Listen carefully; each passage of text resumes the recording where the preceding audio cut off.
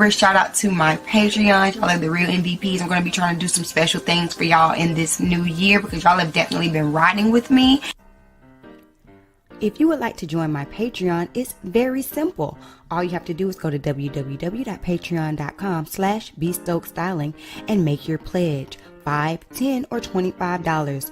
Currently, I'm trying to get to 20 Patreons, you guys. So make sure you help me reach my goal by clicking the link down in my description box and joining my Patreon. You do not want to miss out on the early access to my videos.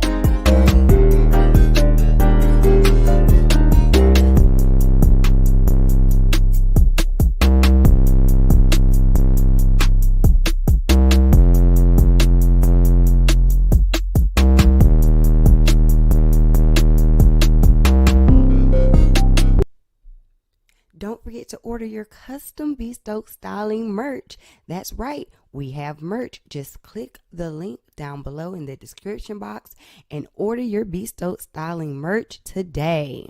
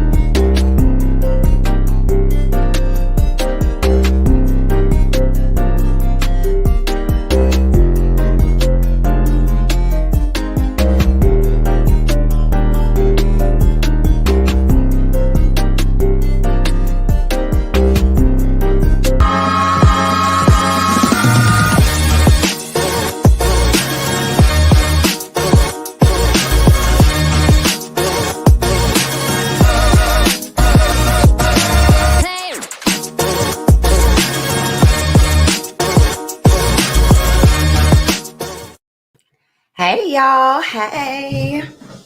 Welcome to today's live where we are going to be discussing Love and Marriage Huntsville Season 2, Episode 17. Okay, before we get started, we got a couple of things that, a couple of house rules. If you're new here, make sure that you hit the like button and please do not forget to hit the subscribe button as well. You do not want to miss out on any more of my videos. I come to you live every Saturday after this mess, honey.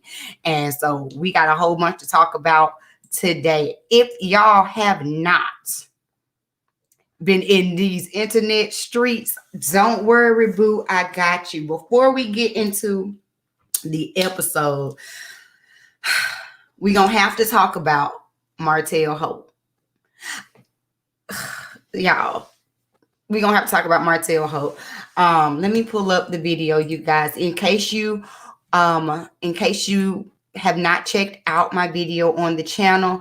I have the full live stream that Martell did, where he basically called Melody a bad mother who lets her children run around in dirty clothes and be dirty, and his brother-in-law or ex-brother-in-law is physically and verbally abusive, allegedly. Where's my allegedly? Hold on. Let me put my allegedly, because that's what Martell went on his 11-minute. Hold on. Pause it. So we're gonna watch a little bit of that. We're gonna watch a little bit of that live just in case y'all missed it, because we are gonna, of course, have to talk about that as well. I'm gonna just go ahead and fast forward just a little bit. While I'm fast forwarding, I want to say thank you to Thick Girl 40 for showing up and being here ready to talk. Miss Bell, thank you for joining us again. Shout out to everyone who is watching over on the Facebook, as well as anyone who's watching on my backup channel, the Busy Bee Buzz Topics channel. Thank you again to all of you who are watching. All right, let's go ahead and get into this. Hey, I guess, showing that he's been around for quite some time. That's cool. Hey, guys. You ready to roll? Hey, guys. You guys say that Uncle Marcus hit y'all? Okay. So who did he hit? Me and Tank. He hit you and Tank. Okay, my thing is, if someone Did my typo is Touching us. Thank you, sweetheart.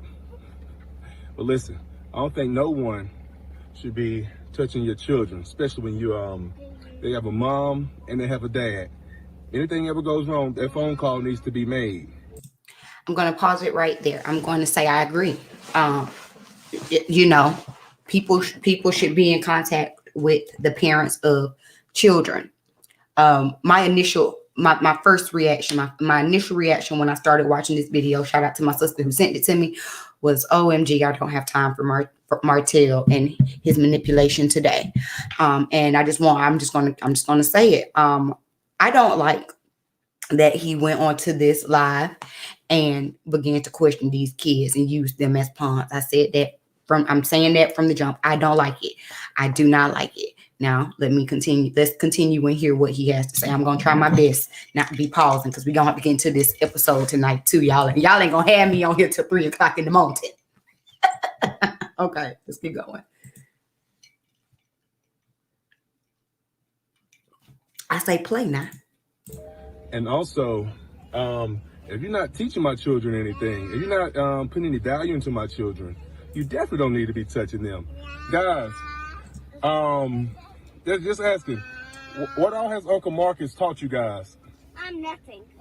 No, seriously. I mean, what has he taught you guys since you guys been visiting with Mom? He been. What has he taught you guys? Taught us nothing, but always tells us to turn off the light when we're done with them. Oh, speaking of turning the lights out, y'all told me, what did he call y'all when y'all didn't turn the lights out? Retarded. He called my children retarded. That's not okay. Don't ever call children names like that. That's definitely not okay. With them. They told me this a while back, but I haven't addressed it. But I'm going to from here on out, guys. I'm going to address things like that. Touching my children, that's a big no-no. I'll be making a phone call this morning, because they just let me know this.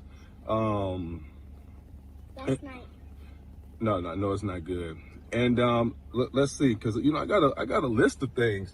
So, what guys?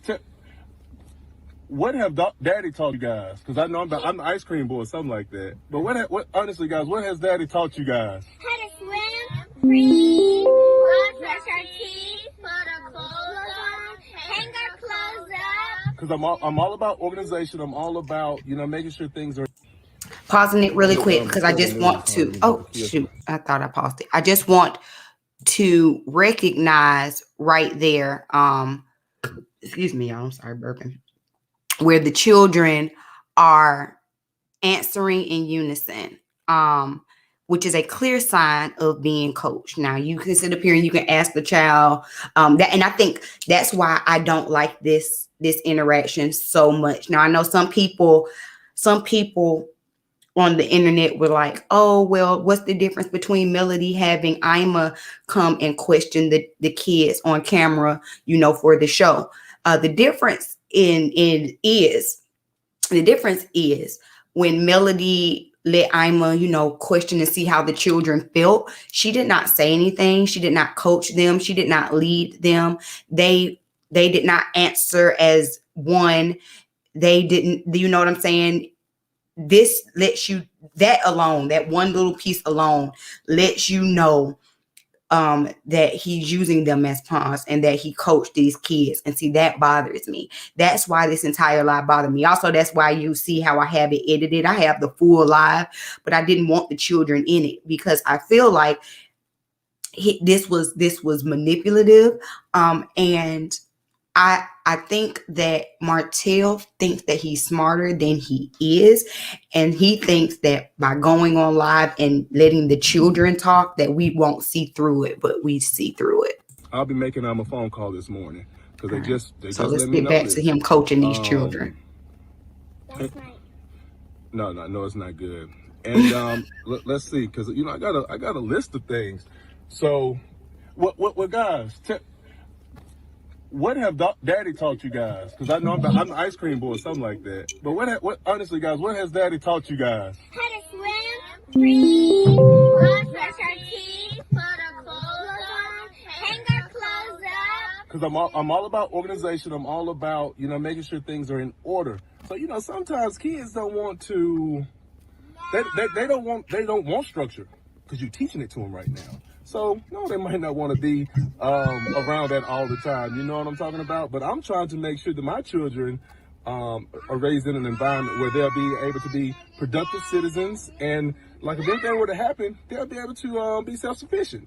They'll be able to live without any assistance. Because, Mariah, hold on, it's okay, sweetheart. Malia, it's okay. It's okay. But Side note, I just want to know what was going on with the baby. Like, they back here having, like, other little girl back here having the whole fit. Now, I agree. You want to instill certain values to your children. I'm not denying anything that he's saying right there. Right there was a valid point. And I'm going to give Martell his points when they're valid. Even though I think this entire live is contrived, I'm gonna try to be nice, and I'm gonna give him his points when he's telling a true statement. And trying to create and foster productive humans in society is what I would hope every parent's goal is. Let's continue. it's like so who knows how to cook? Who knows how to cook in here? Me? I know how to Who taught you guys how to cook? Dad. What else have Daddy taught you guys? You guys, Martell, you know how to drive? Well, all y'all know how to drive, right? All y'all know how to drive, like RZRs and things like that, four-wheelers, right? Yeah, I can drive your car, Dad. So it's like, I've taught my kids, how to pray. Start off with, hold on, Lonnie. Hold on, sweetheart. Oh, give her a cup, Martell. Give her a cup, Martell. Oh, sit down, Leah. So we can get ready to go, guys. We still got plenty of time. But, I've taught my kids. What does that mean? We're getting ready to go, but we still got plenty of time. When you guys come in the house, what do you got? When y'all come into Daddy's house, what you do first? Take a shower. But first you do what? Eat. No. Put our clothes in the washing machine. When they first enter the house, they gotta put their clothes in the washing machine. Y'all remember what I told you. Now, what I said y'all do first. What I said first. You pray. So it's like you have to instill certain things, qualities into these kids, whether they like it right now or not, because they don't understand. But as time progresses, they'll be very thankful. Very thankful. So I tell you, if you're going to, reprimand children and things like that, you have to be instilling certain qualities in the kids.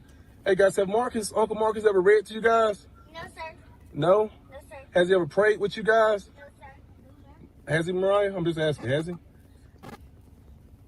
Does Daddy read to you guys? Yes, sir. Do Daddy pray with you guys at night? Yes, sir. Like last night. No. There's no acting over here, guys. There's no acting. And then, too, another thing that just disturbed me on yesterday, I found out that Melody, she dropped my children off. This was Sunday. Dropped my children off with all four of my children with a female babysitter who has a child. So there's 5 kids for her. That's 5 kids for her in an apartment, right? And Melody goes to a whole nother state. Guys, I'm sorry. Sorry about that. Melody goes to a whole nother state. I'm gonna pause it right there. Y'all drop down in the comments. Tell me just because he's saying Melody dropping the children off with the babysitter is something wrong because she went to another state. I'm assuming she's probably working out of state. I'm just assuming. Is there something wrong with Melody dropping her children off to a babysitter? Y'all take a second and comment down below. I want to hear y'all's thoughts. Because honestly, when I heard this, I was like, okay, let's continue on. And she hasn't come back to this day until Wednesday. So she goes to a whole nother state. Don't even let me know, just in case anything would have happened to my children. That's one thing about it. I know we're going through a divorce. We're separated, but my kids 24/7. They're my kids 24/7. So if you're going to a whole nother state and you're gonna leave my 4 children here with a single female with a child, what kind of sense does that make? And not letting the dad know of what's going on.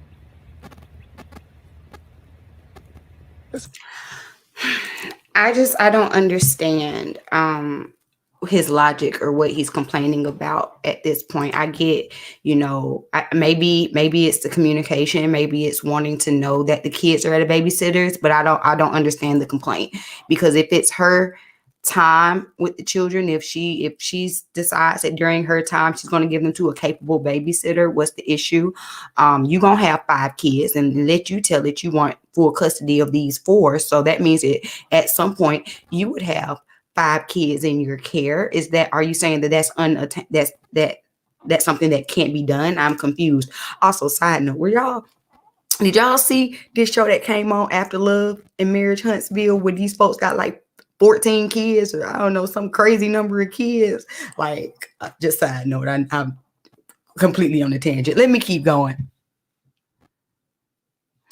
Moments with Mickey says, if the babysitter can't handle 5 kids, how can he? Will he never have all 5 of his kids? Exactly what I'm saying. Exactly. I don't understand the problem with the babysitter having the children. And I'm gonna get into that some more, but yes, the kids always get stuck in the middle. I feel so sorry. I feel terrible for the children.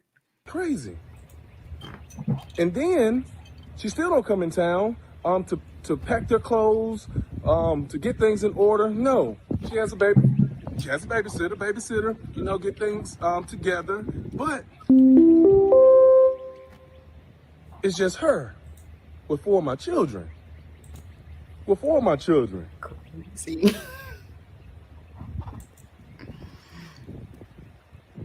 And not only that, it's like now all 4 of my kids coming to me with dirty clothes. Hey, I have no problem. I wash clothes every single day. I love order. I love structure. I love neatness, cleanness, and all that kind of stuff. I instilled all that into my children. You'll see my kids like hugging. All right, I'm gonna pause it real quick. So I want y'all to comment below, because another thing that just for me personally, I don't see where the complaint is. He says that the babysitter, the kids were with the babysitter, and so Mel didn't come home, so she coordinated for the babysitter to drop the kids off with Martell. And when she dropped the kids off, there were some dirty clothes. So now he's upset because I'm assuming that the clothes that they wore over with the babysitter are now dirty, and so now you have to wash them. I get it. No one wants to start off their visit with washing clothes, but also, like, you have 4 kids that you have 4 kids. There's always laundry. It's 3 of us in our house, and there's always laundry. So I could only imagine how much laundry there is with 4 kids. Why, is it that big of an issue? I'm so confused. I'm so confused as to how this is supposed to be such a how this is supposed to be so damaging. That's just me. I'm confused by it. Y'all tell me. Y'all comment below. We gonna keep it going.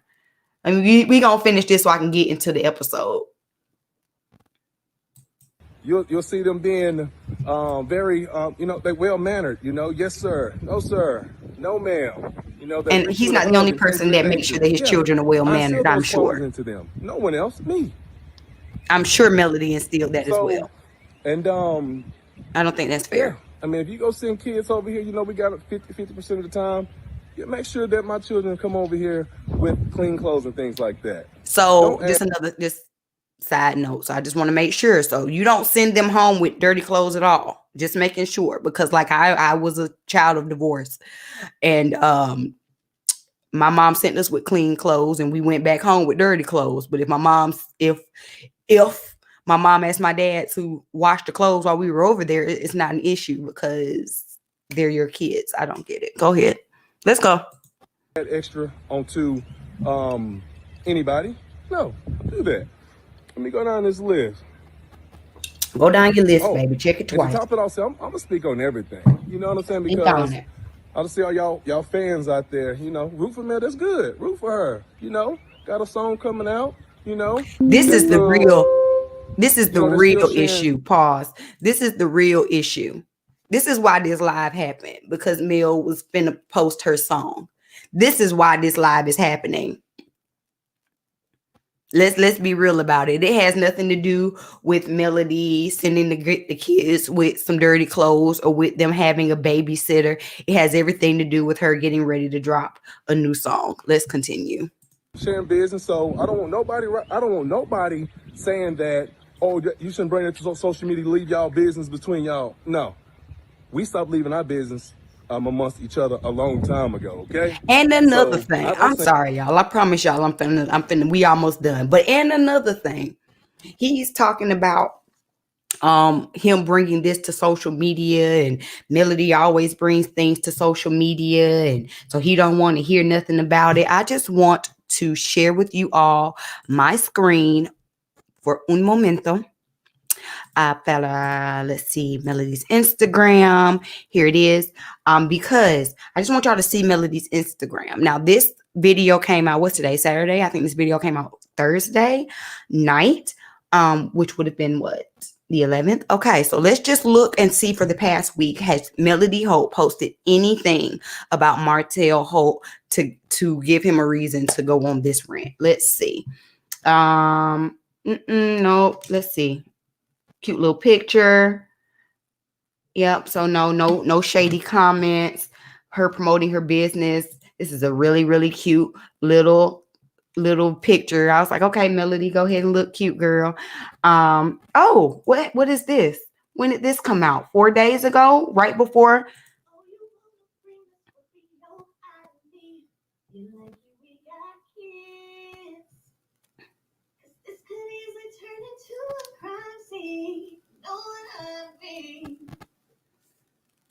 Millie said, y'all played with my vocals last week. Let me let y'all know what's up. So this came out, and then surprisingly, because I'm not seeing anything else directed to Martell at all.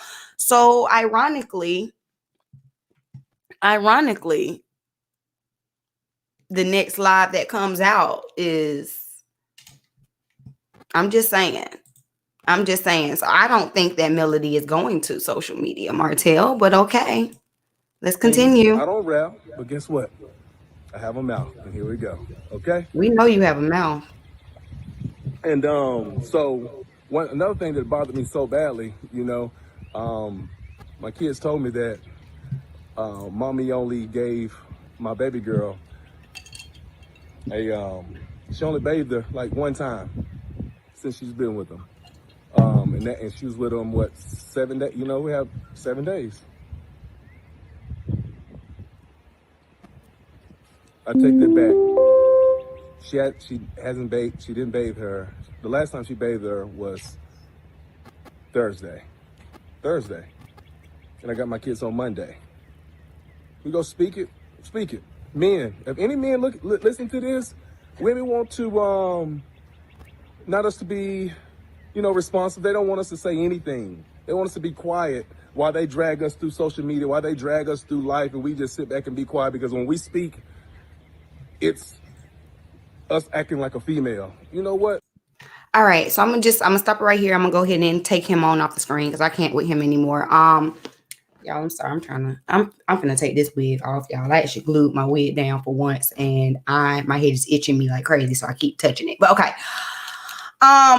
No one is saying that you're not allowed to defend yourself, Martell. However, make things make sense. Him saying that Melody hasn't watched their baby girl, I'm assuming the baby, and because at first he lied and said 7 days, and then you saw wait. I mean, she didn't watch him since Thursday. So again, for that to me, it just means that I don't trust anything you say. His whole demeanor in this is shifty. It makes everything that he says for me questionable. Do I think that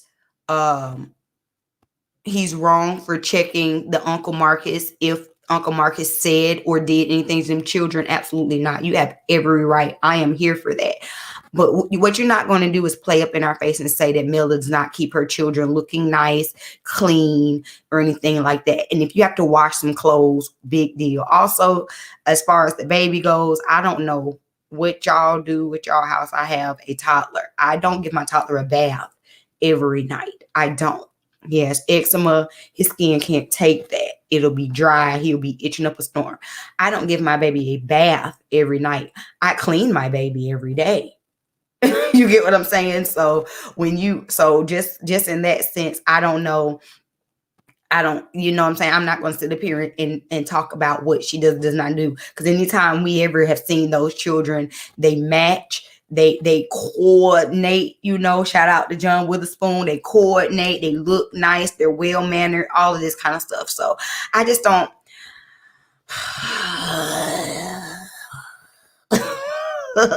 That's what I have to say about Martell.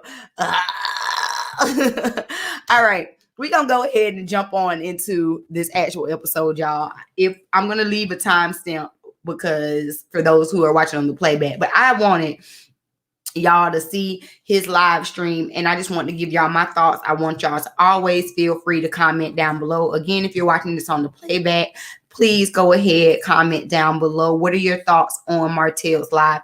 I think it was manipulative.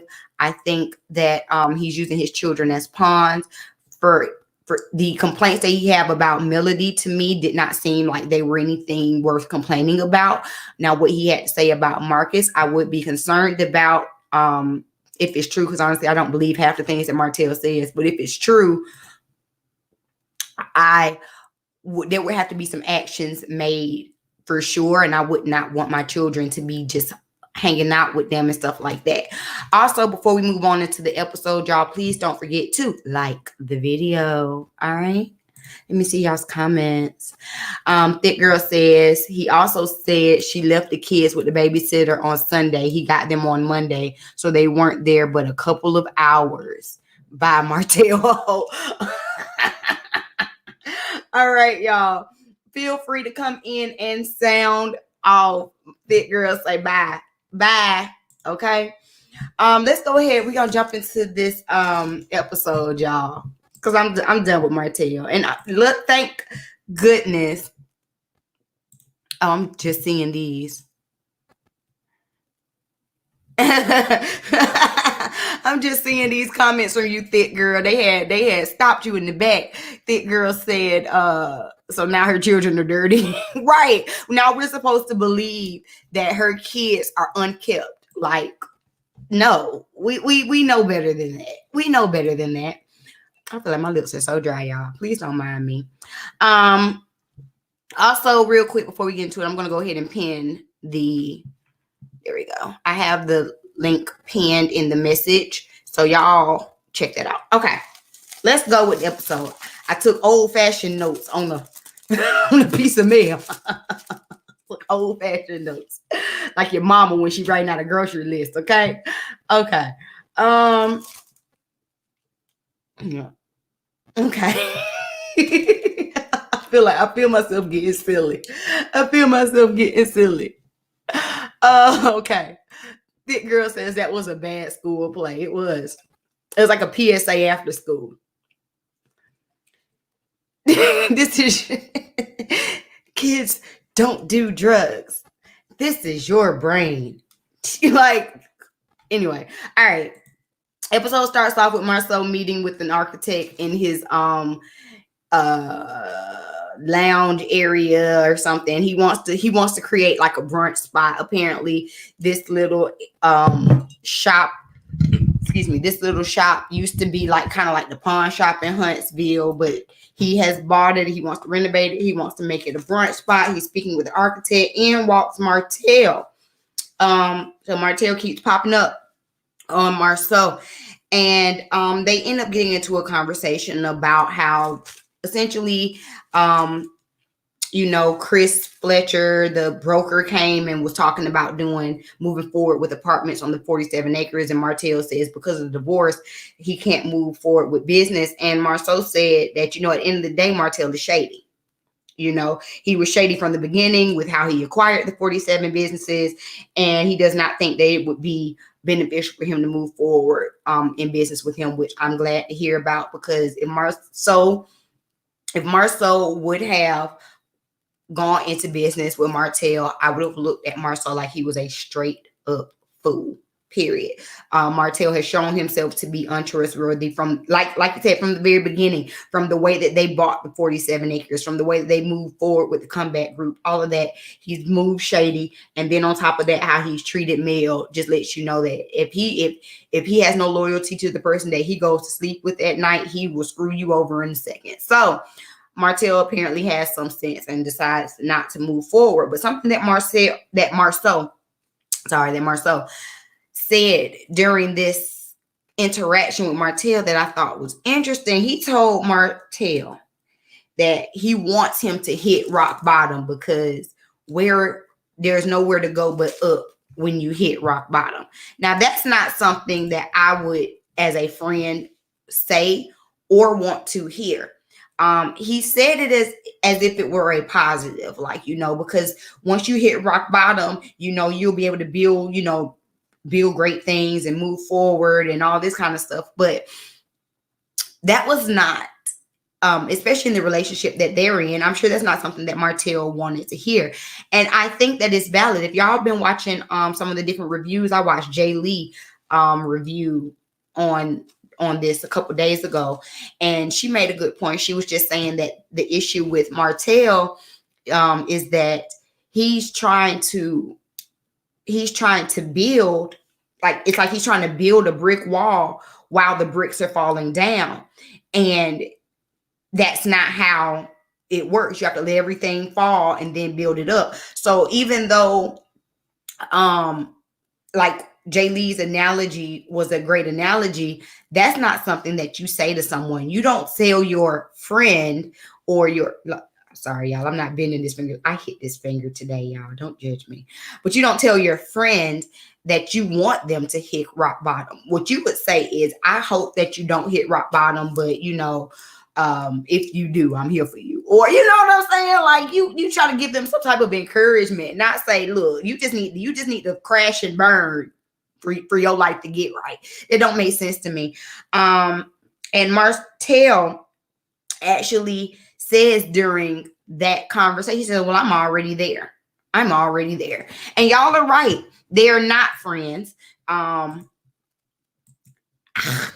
they're trying to play friends. They're playing in our faces. They're trying to play like they're cordial and they're cool. You get what I'm saying? So it is reminiscent to me. Marceau's comment is reminiscent to me of Tisha's passive aggressiveness, and how when she's not cool with you, she makes sure that she shades you in a way. That's what I'm getting from that conversation.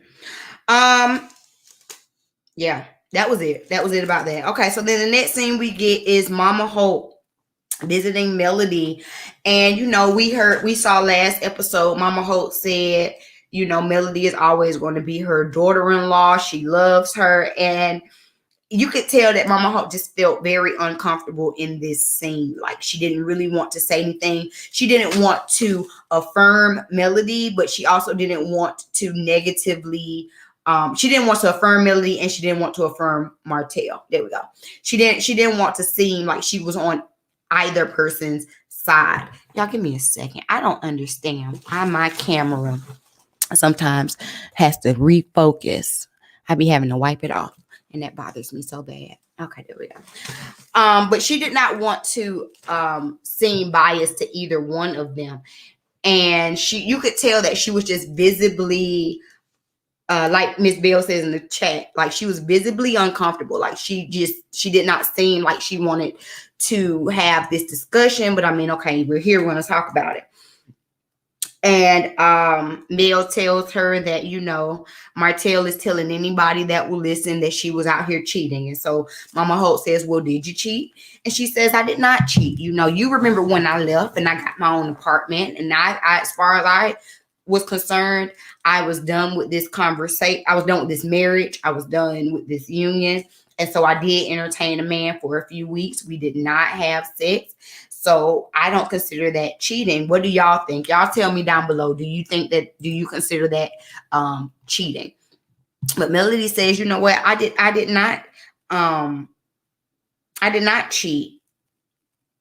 And I'm tired of him going around, basically telling anyone that will listen that I did not.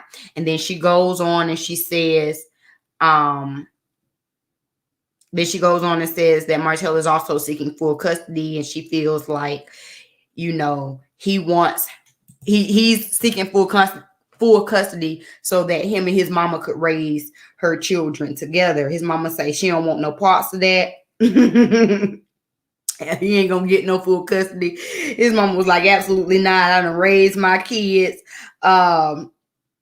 I ain't got nothing to do with that, full custody. What? Where? His mom was like, that don't even make sense. That was funny to me. Mom was like, full custody. Honey, I'm out here with my Bob. I'm young. I'm out here. I'm dipping it and doing it. I'm not finna be raising nobody else's 4 kids. Finna be 5 kids. Martell don't want no full custody. Bye. Martell don't want no full custody. And when Melody told Martell's mama that is what he was seeking, you could tell that that was her first time hearing that. You could tell that was her first time hearing that for real. And she ain't even with her son. She's not. What else? Let me see. Let me make sure. And so then they get to discussing the new baby or whatever. And Melody, talks about the new baby. And Mama Holt says that she's angry about it, but she's going to love him like she loves the other babies. And Melody goes, oh, it's a him. I didn't know. Or whatever. So, Mama Holt kind of let that slip. Mama Holt was trying her best not to say nothing out the way, but I guess, she just couldn't hold it in. And I think that definitely does put her in a difficult position, because as a woman, she empathizes with Melody. Like, she wants to be on Melody's side. She realizes that her son ain't ish. You know what I'm saying? But at the same time, that's still her son. This new child is still her grandson. He's already going to be feeling like an outcast. He's already going to see, the internet talk about him from people like me, reviewers, people like you, viewers, his own father saying that he wished that he wasn't here. You get what I'm saying? So he's already going to see all of that. And so I think it's a very difficult position for Mama Hope. Let me see what y'all are saying. Miss Bell says, excuses, Mel. So Miss Bell, you see that as still cheating. This girl says they weren't together, so bye Martell. Miss Bell says it's cheating. She wasn't divorced yet, so she did what Miss Wanda did. Miss Wanda is not the model. Okay. Mom needs to get her eyebrows together. He's too busy trying to throw Mel under the bus when talking to his mother, his dad, saying he wished his mama wasn't right. Exactly. My opinion on it is, I understand. Okay, my opinion. Let me start off. Let me reaffirm my opinion here in my household. I understand what Mel was saying when she said that she was not cheating, because as far as she was concerned, she had left the marriage, and she was just entertaining someone, and he's already been cheating for 5 years. I don't consider myself married to him, so if I want to talk to somebody, it is what it is. Him out here trying to blast me like I was a cheater like he is not the same. I understand what she's saying. For me personally, I don't believe in dating unless you're divorced. Even separated, I don't believe in that. That is just me. Okay, I can't speak for nobody else. If I were in Melody's position, I wouldn't feel no ways, honestly. Like I don't hold no guilt towards her. You know what I'm saying? Even if she did entertain this man, she did not have sex with this man. She did not procreate. She did not procreate with this man. You get what I'm saying? I doubt that they met her children. I doubt that this man met her friends. You get what I'm saying? Like, it's not the same level. And so for Martell to try and paint this narrative as if Melody was out here cheating on him in the same capacity that he was cheating on her is not the same. Do I consider it cheating? I actually don't consider it cheating. I don't consider it cheating by societal standards. I don't consider it cheating by societal standards. However, I have to say that again. Y'all don't know. This is how I say it. However, it is my personal belief that you are either single, married, or divorced. There are no gray areas. There is no I'm separated. There is no, this, that, and the third. That for me, that is my opinion. There is no such thing. So if this were my life and my relationship, I don't think that I would be out here dating. I would just be doing my own thing for myself. Personally, I don't think I would be out here dating just because that's not what I believe in. But I don't blame Mel. I don't. Let me see what y'all got to say.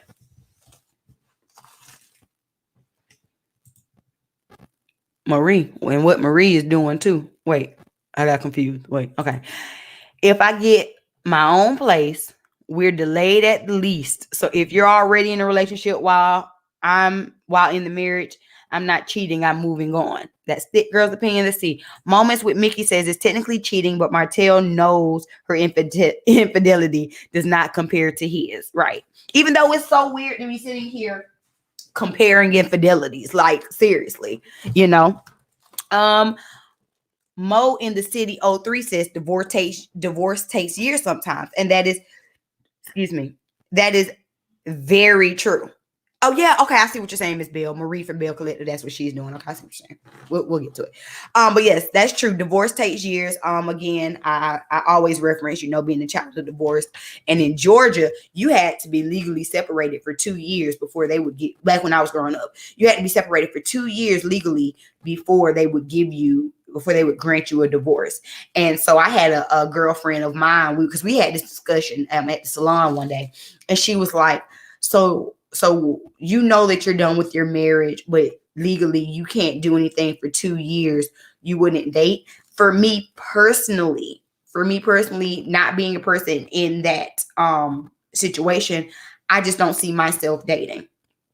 Also, though, I will say, technically, the vows of their marriage were broken when Martell stepped out. And biblically, she has grounds for divorce and to leave him when he stepped out. So if she felt like she was gone from him, again, I don't blame her. I don't blame her. And I don't think that there's even a comparison into what Mel did versus what Martell did. There's no comparison. And the fact that he keeps trying to make one is manipulative, in my opinion. Mona says they were separated. That's not cheating. Thick Girl says at least she waited until they separated and not for 5 years while living and sleeping in my bed every single night. Say it again. Hey, Carl. Thank you for joining. Yeah, so Marie from Bell Collective is out here dating with Glenn. Well, Glenn is out here dating. He's taking 2-week trips to where he's at, wherever he at.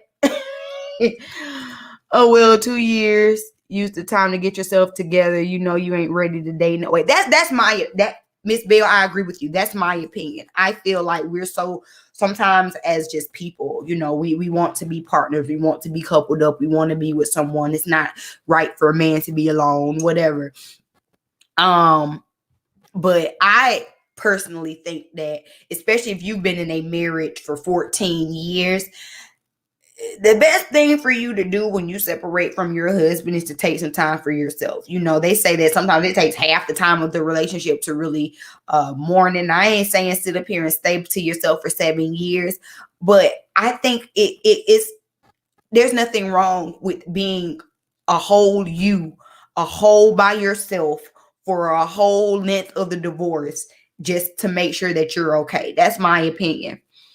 A Thick Girl says everyone doesn't process things the same, and I agree with you. But I also feel like you still need your time to process, and you can't. It's more difficult to do that if you find yourself entangled with the next person, you know, months later. All right, moving on. Now we have a little date night with Tisha and Marceau. She visits him over there at the office, and she's out here looking good. I liked her little wand curls, had her little black dress on. All right. She had a little bubble for them to go out and have dinner. And honestly, I'm not going to lie to y'all. The conversation did not enthrall me enough to take a whole bunch of notes. So I don't know everything they talked about, but I do know that Marceau doesn't want Tisha to work. He wants her to stay home. And she says that they're going to go on this girls trip, and she was hesitant to go. And Martell says, you know, I'm not going to say that things always go wrong with T and Mel, but it has a history of going left always. Let's talk about it. What do y'all think about Marceau basically saying he understands that Tisha wants to be out here and be this working woman, but he wants her in the house, period. He'll take care of all of the work, and he wants her to be a stay-at-home mom. And what do you think about his skepticism with Tisha and Mel getting back on the same page? Because in all honesty, we have not seen them be real friends yet. I haven't seen it. Thick Girl says, no, it's not that you want to be with someone. Sometimes you just want some D, so there's a difference. But she said she didn't even get D. But she didn't even get no D. So I'm just saying. She ain't even, you know, so what was the point? I'm not saying what was the point. Wait. Not what was the point. But I'm just saying. If the point was to get D, you didn't get D, then what was the point? That's how you was going. If the best way to get over someone is to get on the next one, she didn't do that.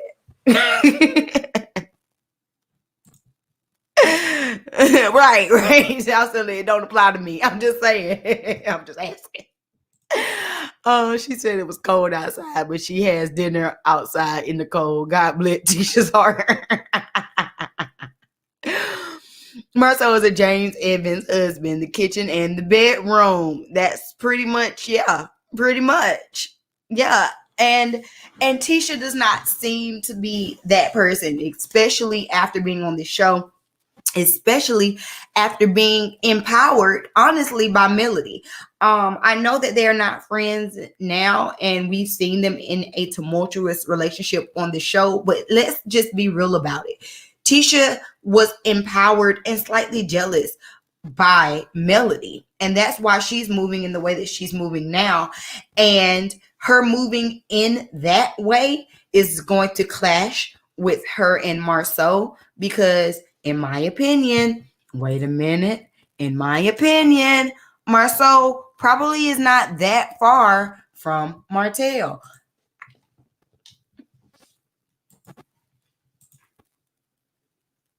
Okay, in general. Okay, let's keep going.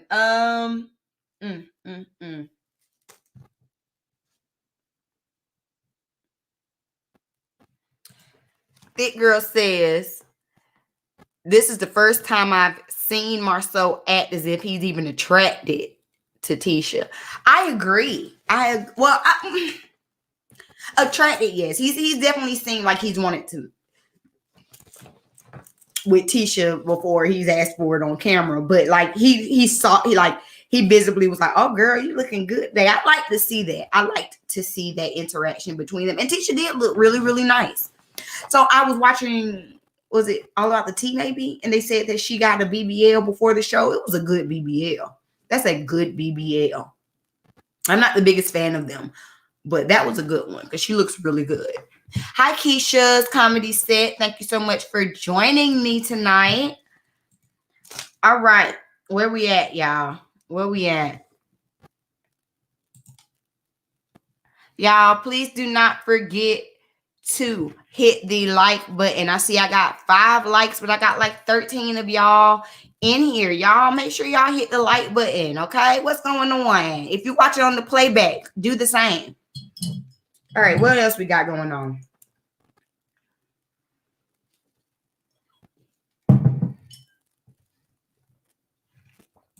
That girl says he's not too far from Martell, but Dum Dum is too blind to see it.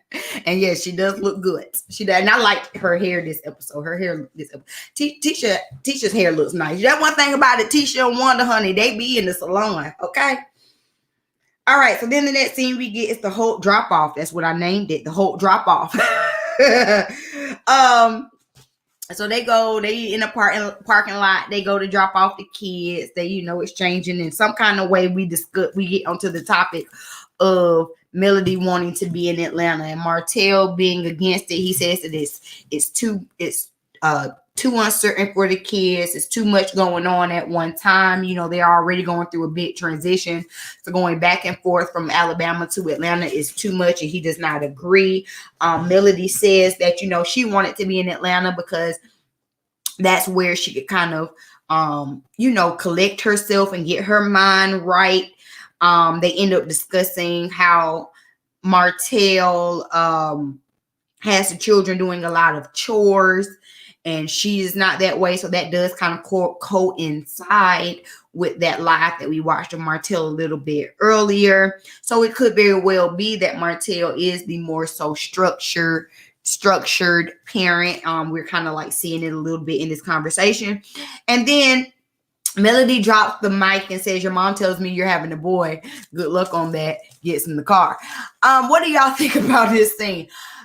This drop off was very awkward. Okay, this drop off. This is reminding me a lot of like Teen Mom 2 drop offs. It was very awkward. As far as Melody taking the time she needs to go down to Atlanta, I personally don't see an issue as long as the kids are back during Martell's time. This is a transition for them regardless. And whose fault that this transition is happening? Martell, is your fault that this transition is happening. If you were this concerned about your children's well-being, you wouldn't have been out here dropping your dick in Arion. You get what I'm saying? So, if Melody has more help and assistance in ATL for her 4 kids during her time, I don't understand why that's the issue. To me, Martell, you have an issue, period. You have an issue if she leaves them in Huntsville with the babysitter. You have an issue if she goes to Atlanta with them. Get over it. All you had to do was be a faithful husband, and they could have all been home. And they would not be going through this type of transition. So I don't think that it's fair for him to tell her what she should and shouldn't, can and can't do with her children during her week on with the kids, especially because right now during dealing with COVID, they're probably homeschooling anyway. So it doesn't make a difference. Yes, they might enjoy Georgia because they get to swim and all this kind of stuff like he was saying, but like also if that's where her help is, then I don't see the issue with that. As far as the chores go, like I said, I am someone who believes in children having chores, so I would probably lean more with Martell on that side. Like I probably would, because I do believe in children having chores, so I didn't see anything wrong with that. However, during that conversation, Mel was just saying that, at the end of the day, I still take care of my kids. And then again, bringing up the new baby, she did that as a jab. She did that to be like, "Oh, I got your tea. What's up?" I I would not want to. I don't think that drop-offs for them are healthy.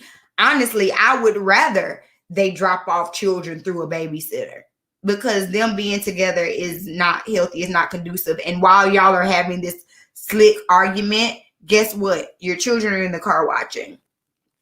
That's what I'm saying. That's what I see from it. Y'all tell me what y'all think.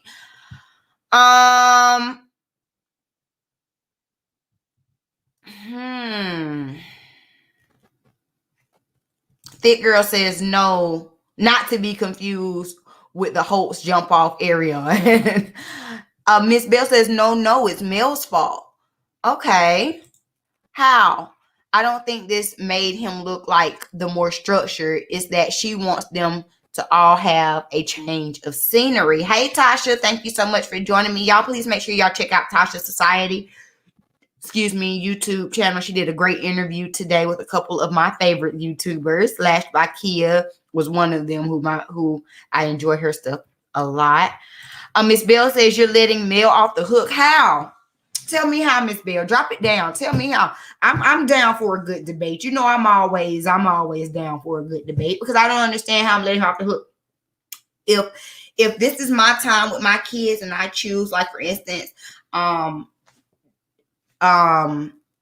don't even want to put that on my household. I was finna say my husband's from South Carolina, I'm from Georgia, but I'm not even finna put that on my household. Family A, you know, they have their support in New Jersey, even though the family is stationed in New York. Yeah, you know, it's a little drive, but at the end of the day, my time with my kids is my time with my kids. And if this is what helps me, why is that an issue? You know what I'm saying? Why is Mel not allowed to take the time she needs during this relationship or during this divorce or anything? But Martell is allowed to take all the time he needs to do everything he wants with whomever he wants to do it with.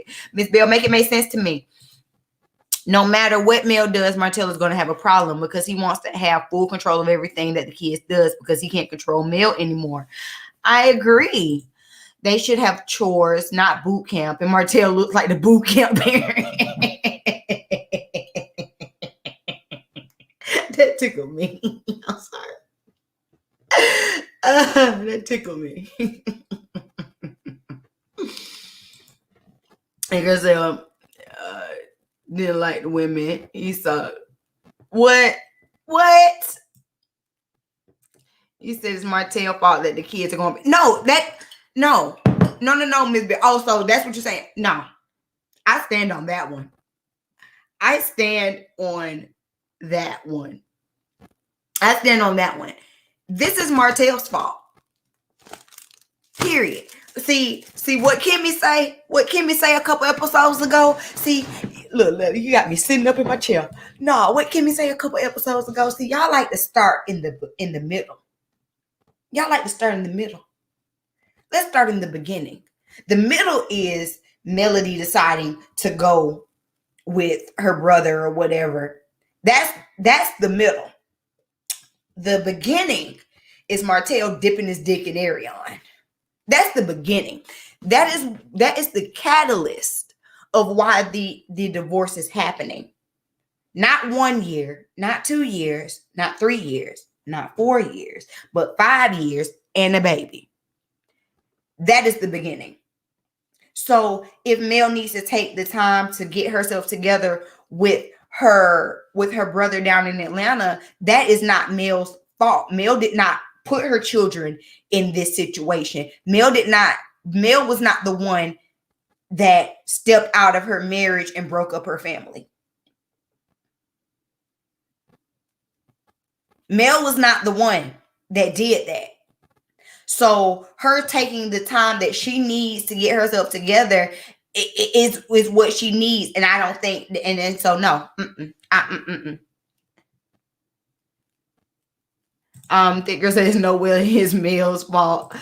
Okay. You say, Miss Bill say we can agree to disagree. I mean, we can agree to disagree. We can agree to disagree. And I'm all about that, especially on my channel. I say that all the time, honey. We're just gonna agree to disagree. Because we're just gonna agree to disagree. Because what we're not gonna do is sit up here and for me, what I'm not going to do is sit up here and blame Mel for breaking up her family, because the reason why the children are being moved back and forth and shuttled from one house to the next house this week and that week, Mel didn't do that.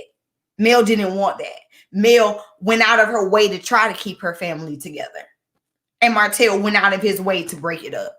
So why are we blaming her? That girl says it's Martell's fault. He cheated. He didn't cheat. If he didn't cheat, they wouldn't be going back and forth. Right. Martell is going to hurt these children more than he knows. I agree, moments with Mickey. I completely agree. I think that he is causing way more damage than he even is aware that he's causing.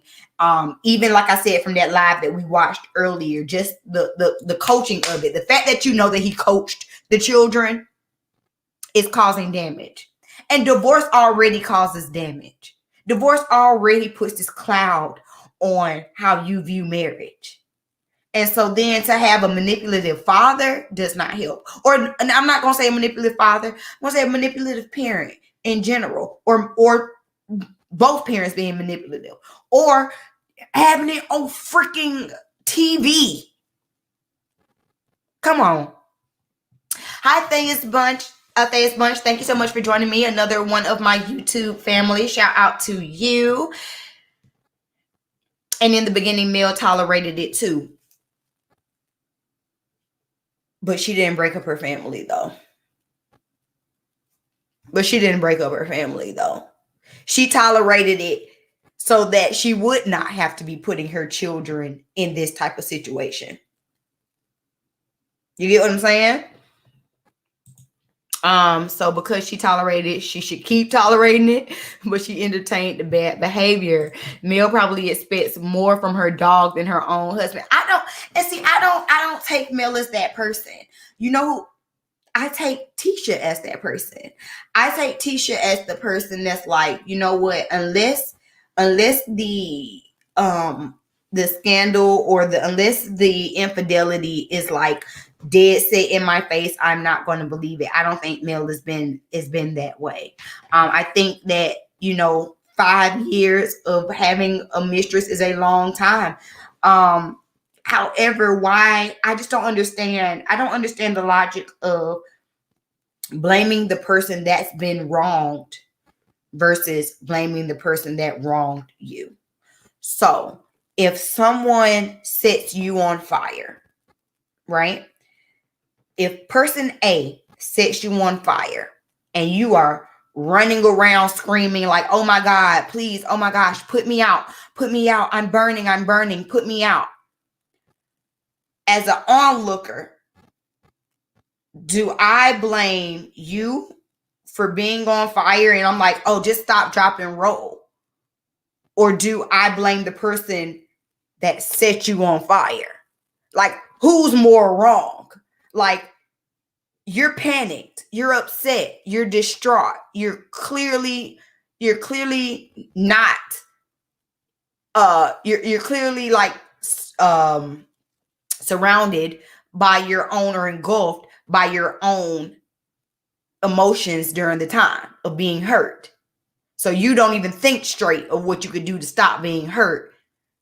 But I blame you instead of blaming the person that set you on fire. That doesn't make sense to me.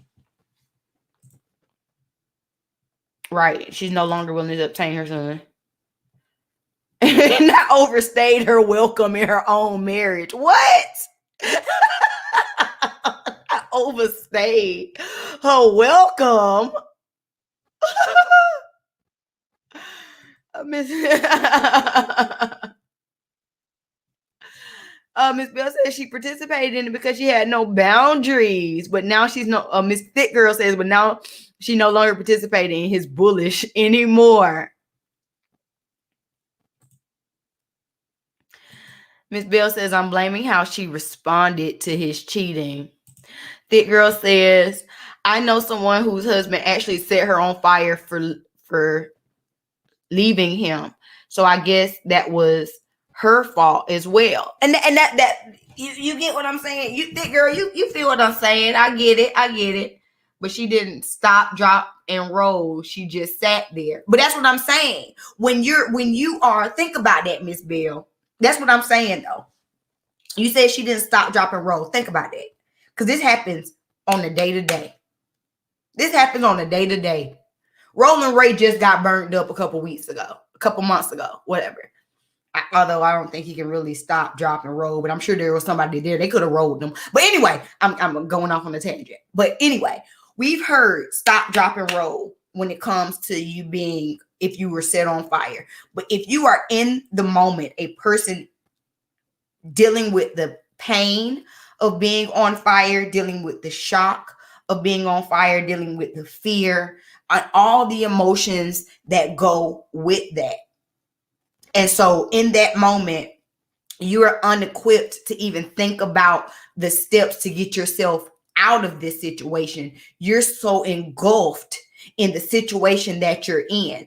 I would not blame you for that. You are not the one in the wrong. You may be the one continuing to allow your pain, but you're not the one in the wrong. The one in the wrong is the one that set you on fire. You get what I'm saying? You get what I'm saying? Okay, we're finna move off of this. I'm gonna read y'all last comments. We're gonna move off of this. Y'all know we'll go back and forth. And I already told y'all had me on here all night last week. I love it. But my husband's home. Moments with Mickey says, I don't understand how it's Mel's fault when it was done to her. Martell is responsible for the ending of their marriage. Period. I'm gonna put a period poo. Just say it took long enough. It doesn't matter how long she overlooked anything. It's about her making the choice to leave. What was the proper way for Mel to respond to cheating that puts the blame back on Martell, the person that was dipping his dick in Ariana? I be adding stuff, but you know.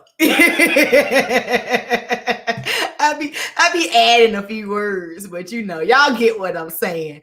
Fit Girl says, OMG, it matters what's gonna make I'm sorry, I missed it. OMG, it matters what is going to make it Mel's fault, not Martell's. That's crazy as hell to me. I'm truly baffled. All right, let's move on, because we already know when we talk about who is in the wrong, because I'm not who's more in the wrong, because I feel like they both hold some blame in the dissolution of their marriage. It would be unrealistic, especially as a person who you know is in a marriage and in a relationship. It would be unrealistic to think that all the onus to the dissolution of a marriage is completely contingent on one person. However, who holds more blame? His name rhymes with go to hell. Okay. Where we at? Drop off. Okay. So then Maurice calls a family meeting. So Maurice calls a family meeting with Kimmy and Jaden, and they're discussing, you know, Jaden graduated from college. He has his degree. He's just out here. He's working. He has like a regular 9 to 5. It ain't in nothing in particular. Excuse me. Kimmy is wanting him to continue to work until he figures out what he wants to do with his life. Maurice more so wants him to go into real estate and to kind of focus more on his entrepreneurship. And so they have a sit down, and honestly, Jalen is just seeming uninspired. He says he doesn't know what he wants to do. And while he's talking about this, Kimmy's face to me was hilarious. All I wrote down was Kimmy's faces. Kimmy's faces were hilarious because Kimmy's faces were saying, I told you this. This is what I said. You know, he's on the same page with me. And also, and I'm going to say this, and then we'll continue with this scene. I just personally think that it's unfair that we ask 18-year-olds or even 22-year-olds to decide what they're going to do with the rest of their life for another 60 years, you know, at 18 or 22. At 18, what are you going to do with your life? 22, you just graduated. 21, 22, you just graduated from college. What are you going to do with your life? How are you going to make your footprint? And it's a blessing if you are that person who's known since they were 18, what they were going to do. That's not the reality for many people. I don't believe that that's the reality for many people.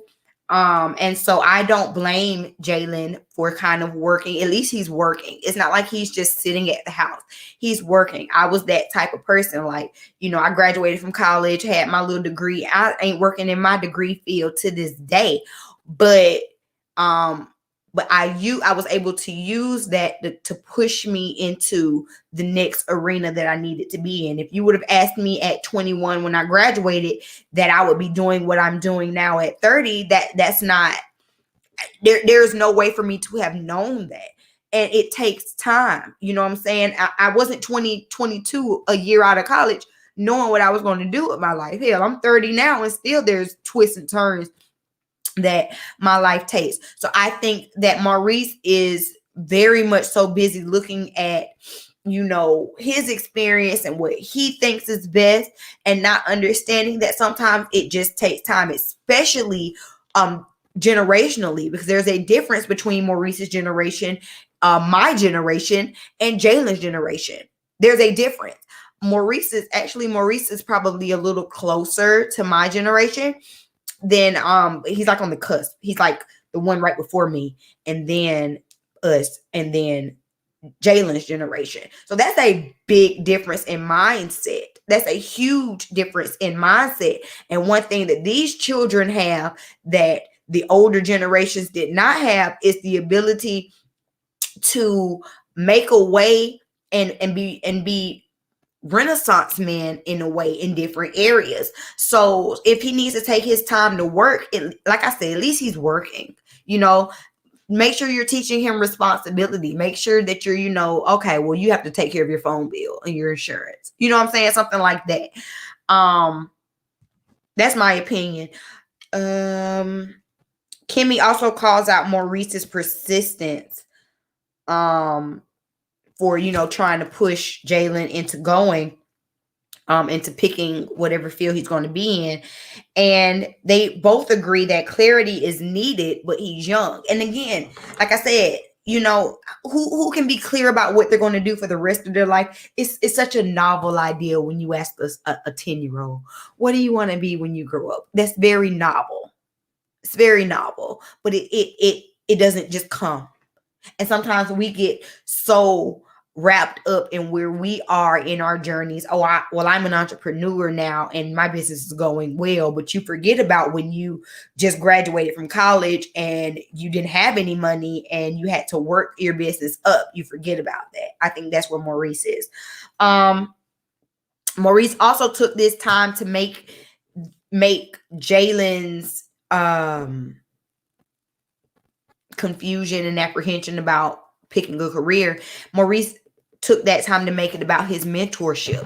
He said, how can I be out here helping people with their credit, helping young men get on the right track, and I can't even do that within my own home. So to me, it just felt like it was more about Maurice's gratification to say like, oh, well, my son is doing this, that, the third, because I led him in that direction, versus letting Jalen be a young man, be a young man with no responsibilities, no children, no student loan debt, no, you know what I'm saying? I don't know if he has a girlfriend, but he ain't got no wife. You know what I'm saying? Let him just living his life, and Maurice is making it about, well, how does that reflect on me? That's my opinion. Let me read y'all's comments, and then we gonna wrap this thing up with the girls' trip.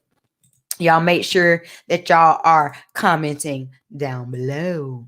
And if you haven't liked the video, okay. Let me drop this down because I don't be liking this all on my face all the time. Hey, let me see y'all's comments. Let me see.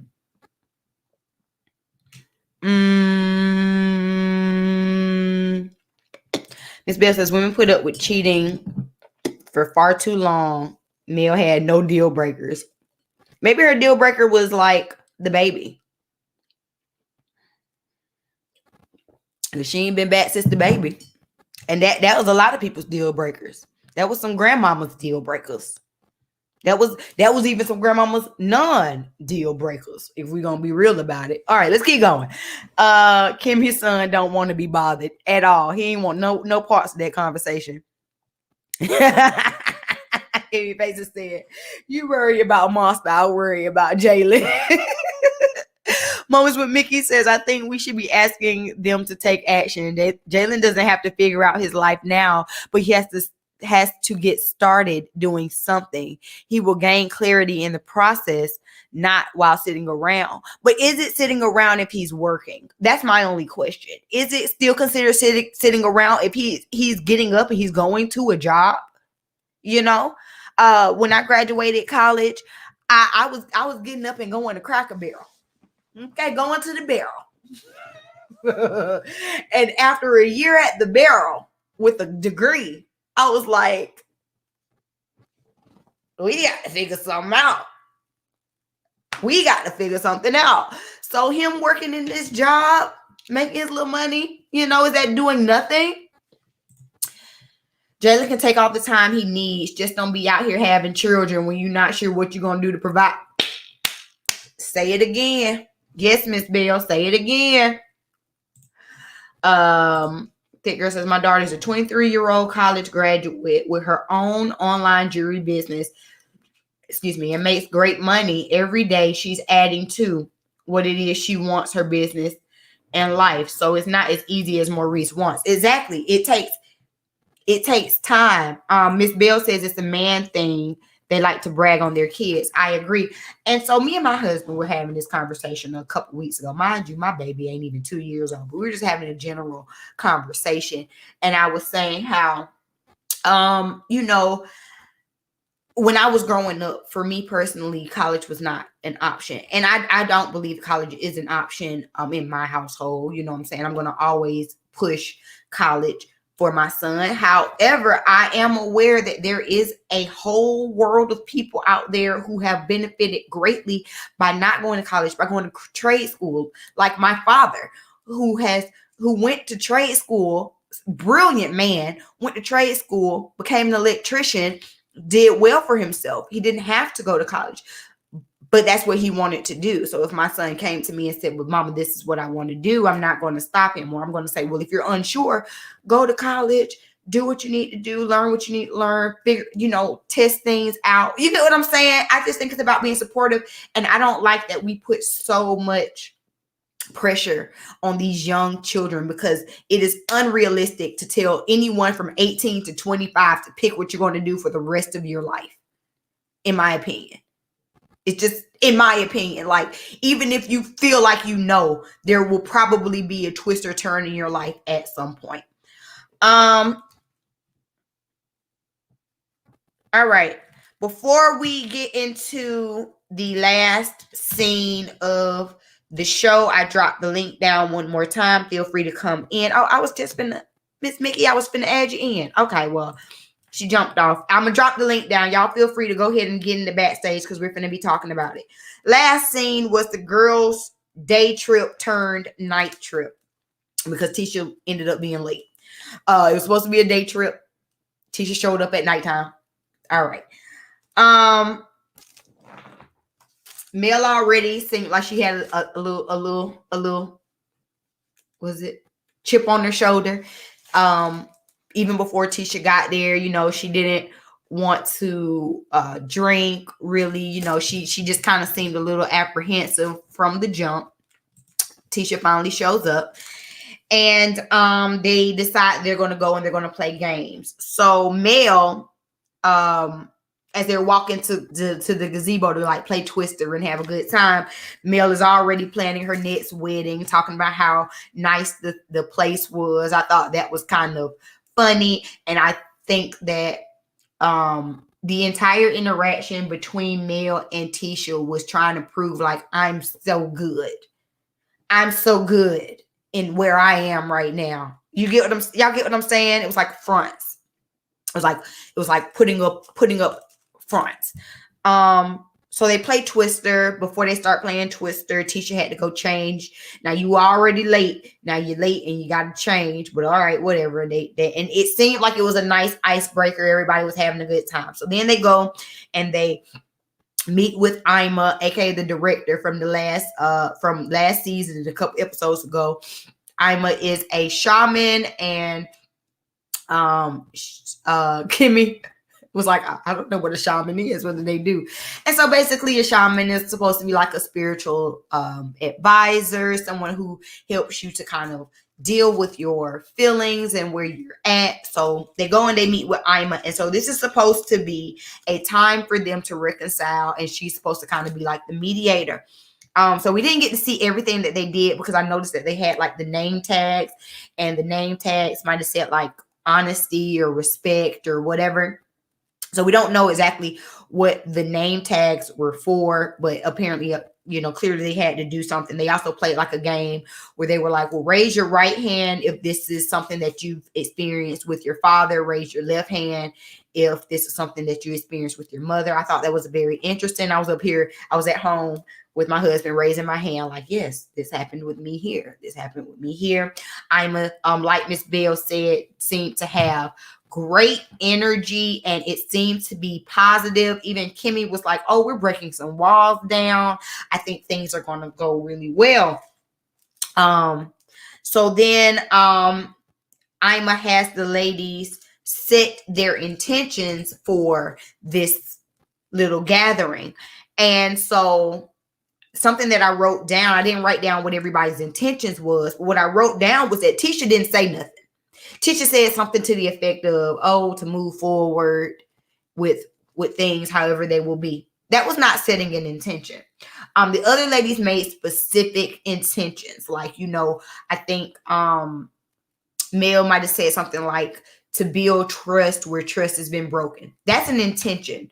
But to say, oh, to move forward, that's not an intention. You get what I'm saying? And I say this as a person who sets intentions, daily, weekly, when you set an intention, it is a specific thing. And so I just wanted to point out that by Tisha saying this generalized intention, it let you know off the bat where she was coming from in this healing circle. And even though she says that Melody does not like to own her own, Tisha doesn't like to own hers either.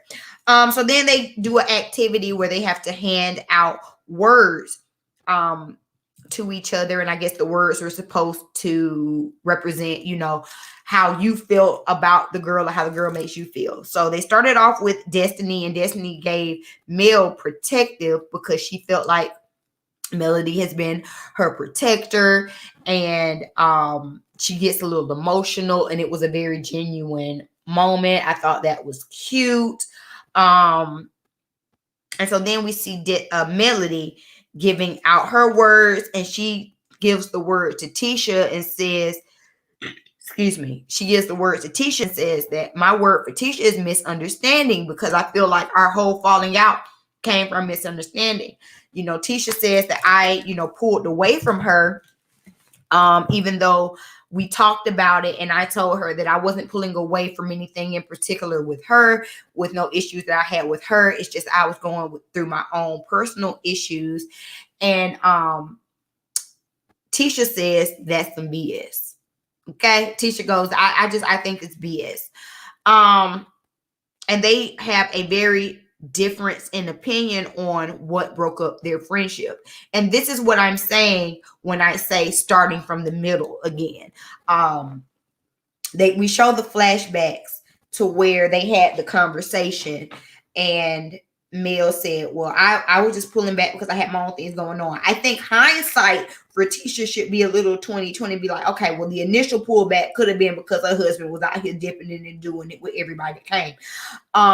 Now, Melody also has to own that you were going around alleging Marceau was cheating without any proof.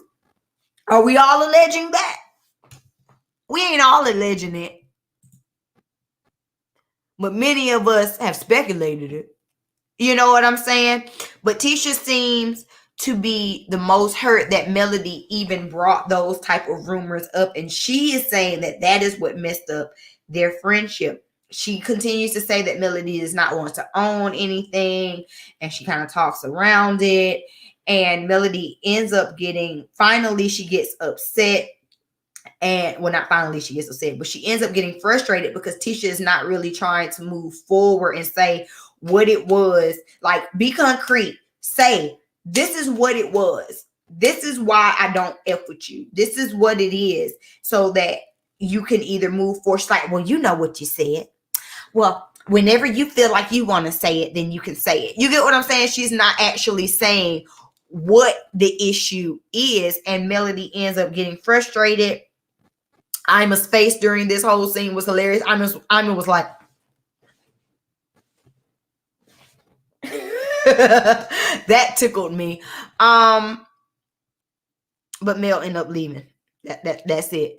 Destiny says, at the end of the day, y'all are so worried about making your points that y'all not even listening to each other. I think that Tisha came in not even open to it. I think there was energy from both of the ladies from the beginning. But when I think Melody came from a genuine place in that moment. Like, this is why I feel like our relationship has disintegrated in the way that it has. And instead of Tisha being like, I understand what you're saying, but this is where I feel like the issues really started when you start saying that my marriage was like your marriage. That's where the issues really started. Instead of saying that, she went on to do this passive aggressive thing that she's been doing episode after episode, which is why I have no sympathy for Tisha. Because if you want to be grown and say how you feel about it. You know what I'm saying? Don't say, oh, well, you know what you did. Oh, you know what you said. Or I think that's it. Like, say what it is. This is y'all's time to actually say what it is. And I think that in that moment, Mel actually did come ready. In that moment, Mel came ready to just go ahead and squash it. And I don't think Tisha was there. Tisha hasn't been there with this whole, from the fact of showing up late, that's disrespectful. From the fact of even when the invitation, let me start from the beginning. When the invitation was sent out, the way that she was passive aggressive about accepting the invitation, the way that she showed up late, which is disrespectful to everyone's time that are there. And then the way that she completely and utterly dismissed Mel when it seemed like Mel was trying to give her, like, extend some type of olive branch. Those are my opinions. I'm gonna read y'all's comments and then I'm gonna bring Thick Girl up. Thick Girl, give me a thumbs up when you're ready. Thick Girl says, this made me understand why Tisha doesn't correct Miss Wanda J. Blige. She's afraid that she'll get mad and may stop loving her. That is true. Tisha did talk about how she did not feel loved from her mother. That is true. But Tisha always want to start in the middle. Tisha's heard about their friendship, I believe, but Mel needs to mind her business about their marriage. I agree. I do think that Mel is kind of trying to blow up Tisha's house. But also, Tisha, I know you don't want to believe it, but where there's smoke, there's fire. So I would just look into it. That's all I'm saying. I would just look into it. All right, Thick Girl, you ready to come on in? I'm going to bring you up. Anybody else that wants to come up, please feel free. Thick Girl, you're on. Hey. Hold on, let me take my headphones off. Okay, go ahead. Take care. While she's doing that, y'all, please do not forget to do what? Like the video. Hey, sis. Hey. Come on. I know you're ready. Go ahead. Get it to me. What you got to say?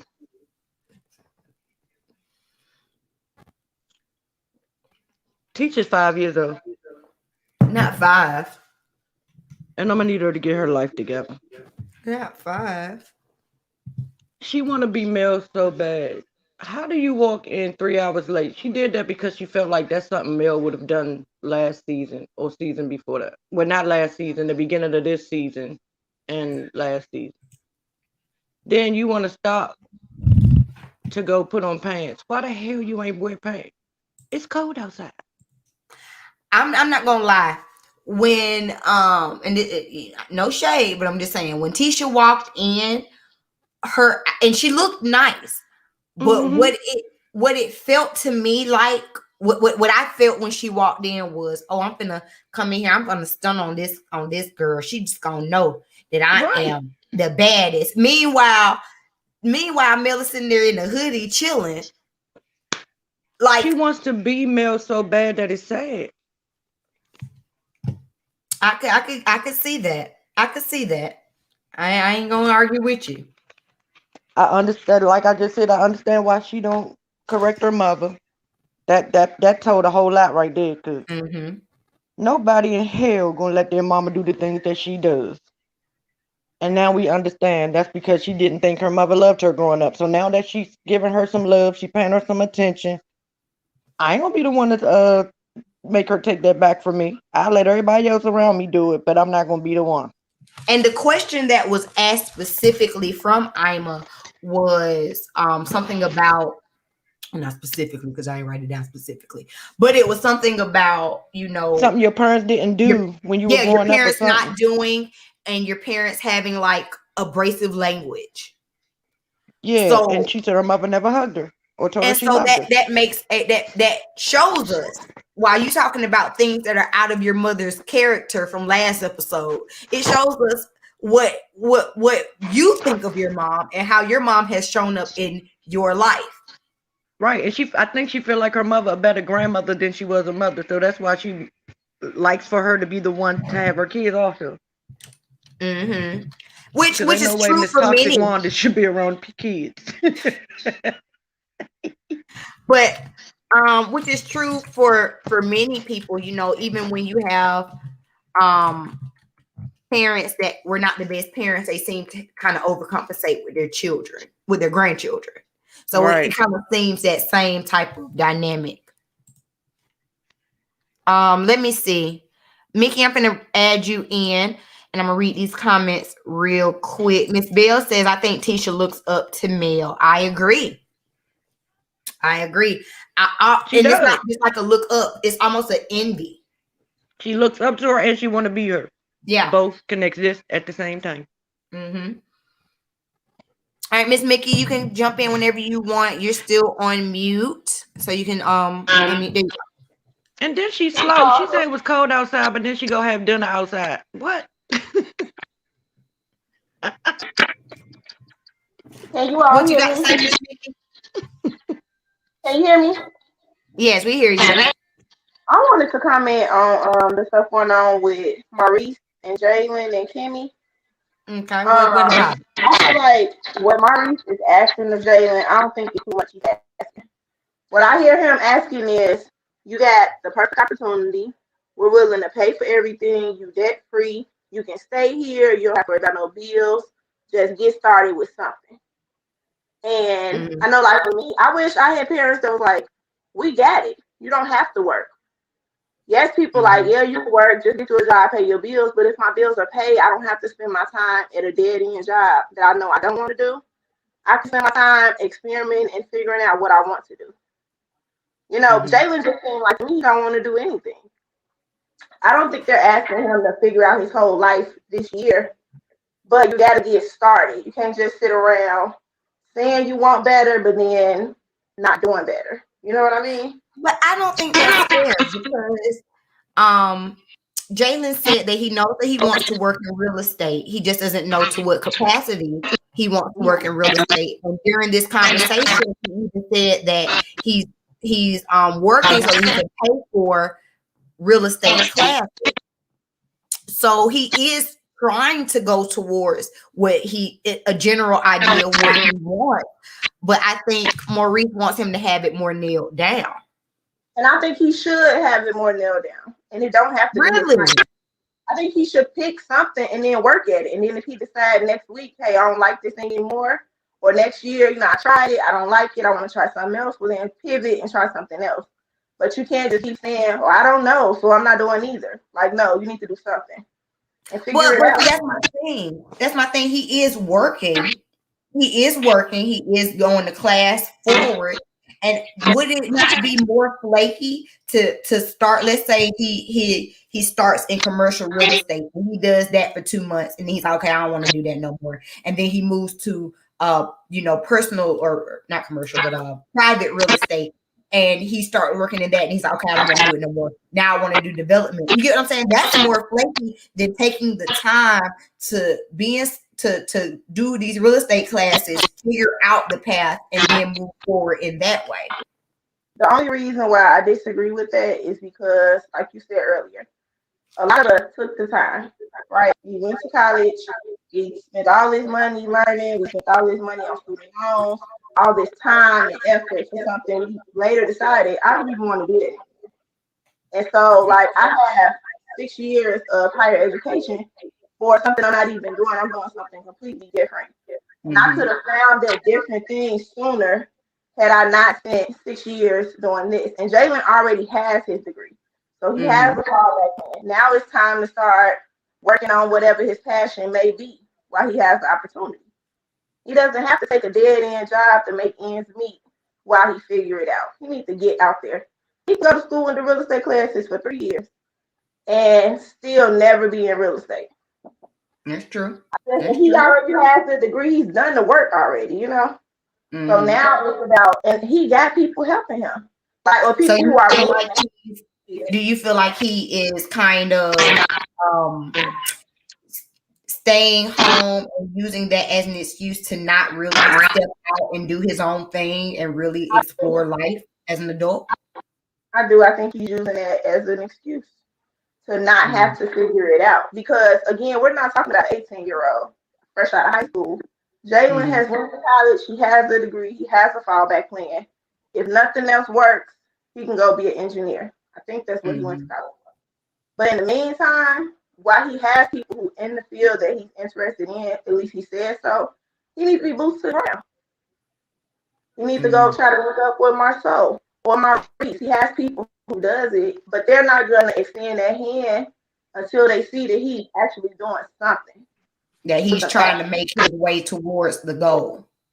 Like Maurice told him, he took whatever the money he had and put it towards something. Have you done that? Like, have you asked to partner on a deal with me? You know what I'm saying? Like, it just don't seem like to me he's trying to do anything. And I'm not everything figured out, but get started. Now, what I will say is, I think that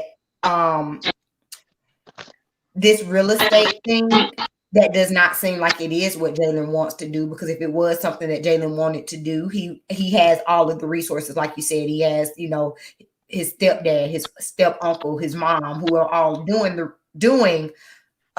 real estate. I don't think that's what he wants to do.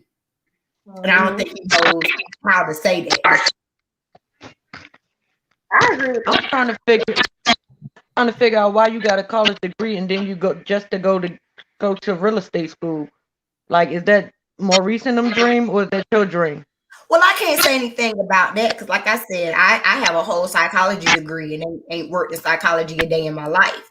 The real estate part, what I'm saying is the real estate part, the real estate ties into the family business. Is he doing that because it's something that he wants to do, or is he doing it because he feel like that's an easier way for him to get into what they're doing to satisfy Maurice? It kind of seems that way, though. It kind of seems like he's just trying to satisfy his family, and he's just trying to do, because like the caller was saying, like Miss Mickey saying, if that's what he wanted to do, he has the resources to do it. I do agree. I just think that, in all honesty, he does not know what he wants to do, and he's just kind of maneuvering in a way that's going to make his parental figures happy until he figures it out and stay off his back as much as possible. That's what I think. But also, again, I don't blame him. I think that's still, like, he has the degree, so he has the fallback plan. He has the contingency plan. So at least he's not, because there are so many people that are out here with degrees that don't even work. So at least he's working. I gave him a plus on that part. I don't have a problem with like I said in the thing. I don't have a problem with that part. I agree. At least he's working. I just feel like for Jalen, I think at least he's works for like the typical person who family living paycheck to paycheck, and they gotta survive. You know what I'm saying? I Mhm. think he in a very special situation where he's not the typical person. He got Mm-hmm. options. He got people that's like, hey, we got you. You know what I'm saying? Take the time you need, figure it out, get started, fail, try again, and we got you. And at the end of the day, that's the benefit of doing well, so your kids can have options and they Okay, don't Exactly. have to do something.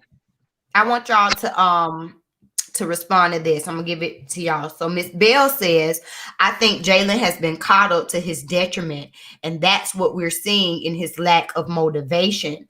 I think he's spoiled, so there's no urgency with him. Mickey, what do you have to say to that? I completely agree. I think it's a tough place to be in as a parent. I have two children, right? My parents were always about like go to school. You know, they were very motivating, but they didn't have much to give in the way of finances. Like I still had to get out and figure it out. I couldn't depend on them. Now I'm 31 and I support my parents. You know what I'm saying? Like they Mm-hmm. still call me for money when they need money. They call on my fiance and I. And we have our own business. We got a trucking business now. We're trying to build like something so our kids could be in Jalen's shoes. And it's a tricky situation because I have to be cognizant not to coddle them, not to provide them with so much that they feel like they don't have to work for it. You know? Mm-hmm. Like I feel Mm-hmm. like what's happened to Jalen. That Kimmy trying to give him everything. It's like now he doesn't have the motivation because he's good and he knows he's good either way. So it's a Now he real doesn't have that hustle, that get it out the mud mentality that you kind of get when yeah, you don't have it all handed to you. But it's isn't a, that what we work for? So we can give our kids a leg up yeah, and and not that's have what to I'm rush saying. them and throw them out there in the middle of the. Hmm. It's a tricky gray area. I feel like because that's what I'm saying. We work to give them that leg up, but then also sometimes we can coddle them too much that they don't even know how to take advantage of their leg up. And it's like, what else can I do? Like, you know, I've built this Mm-hmm. cushy life for you so you can thrive, but we haven't pushed them enough in that cushy life that they don't know how to thrive. Now But this is Mm-hmm. like, also, can it also be that he confused as hell because he's trying to make everybody else happy instead of trying to make himself happy? that's also option. I think that could be, like you say, with the real estate, maybe that's just like in the family way, so he's following that, but that's not really his passion.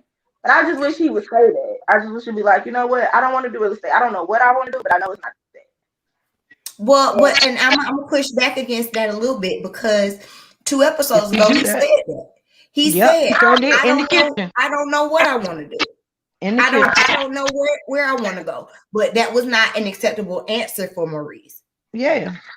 I think he said, I don't know what I want to do in real estate. Like, I don't know what avenue of real estate I want to take, which is not an acceptable answer for me either.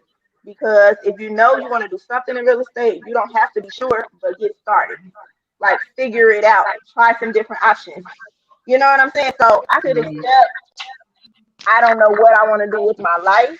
I don't accept, I haven't taken action because I don't know what I want to do in real estate.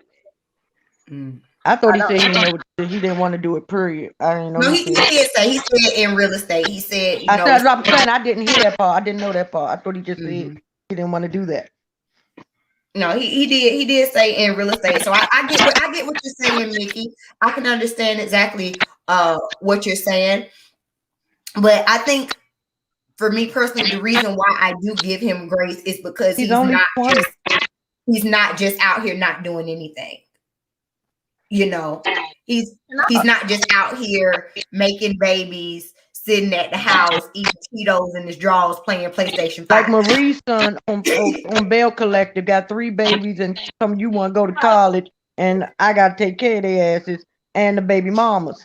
Right, Yeah, right. no, and Yes, that's like, what we're not gonna do. That's what we're not gonna do at all. can I ask you, can I pose this question? Do Yeah. you all think that these are conversations that Maurice and Kimmy have been having with Jalen, like behind the scenes? Like, do you feel like they're just, like Maurice in particular? Do you think he's having these conversations with him when he know they're filming, or do you think that these are conversations that he's been having with him? Nope, I said that. I said I think it's just it seems like a scene that Maurice needed a scene. So he said, okay, let's go have this same talk that we done had 50 million times on camera already, just for me to get a scene through. Because it made no sense. I He think said this. I think that these are conversations that Jalen and Kimmy have had outside of the show, and that's why Them Kimmy's face is so. I told you.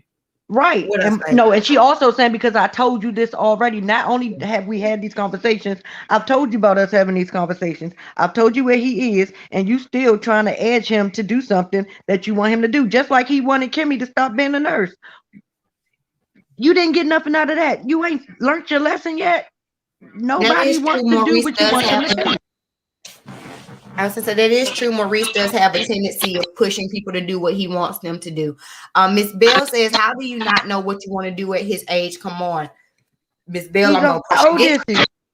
I'm gonna push against you. You know. Yeah, because he's only 20, right?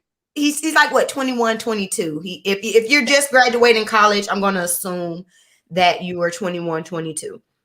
Yeah, I don't know what he want to do. Miss Bell, I'm gonna push against you. You know, we can agree to disagree. But there's some adults that don't know what they want to do, and they grown. Tons of people that don't know or that have thought that this was the avenue that they were going to go into at 22, and then things shift and things change. So I don't think that that's fair. I think that that's a very skewed reality that we've had, especially as I'll speak for my generation, millennials. You know, we're like, oh, go to school, get this degree, work in your degree field. Then you get out of it and you realize ain't no jobs in that degree field. It is not as lucrative as you thought it was going to be. So now you got to refocus or redirect. So I don't think that's fair. 22 is not a big age. Yeah, like I said, my daughter got her own business. She's a college graduate, and every day she figures something out that she want to add to, or something that she might want to do extra for her business. You don't know everything at one time. That's the best thing about living life. You figure out things that you never even thought you were passionate about. Miss Bell, I agree. I agree with Miss Bell. Real quick, we can't set the standards for him too low. Hold on, y'all 1 second. Mickey, do you have it playing in the background? If you do, could you turn it down or turn it off? I'm getting an echo.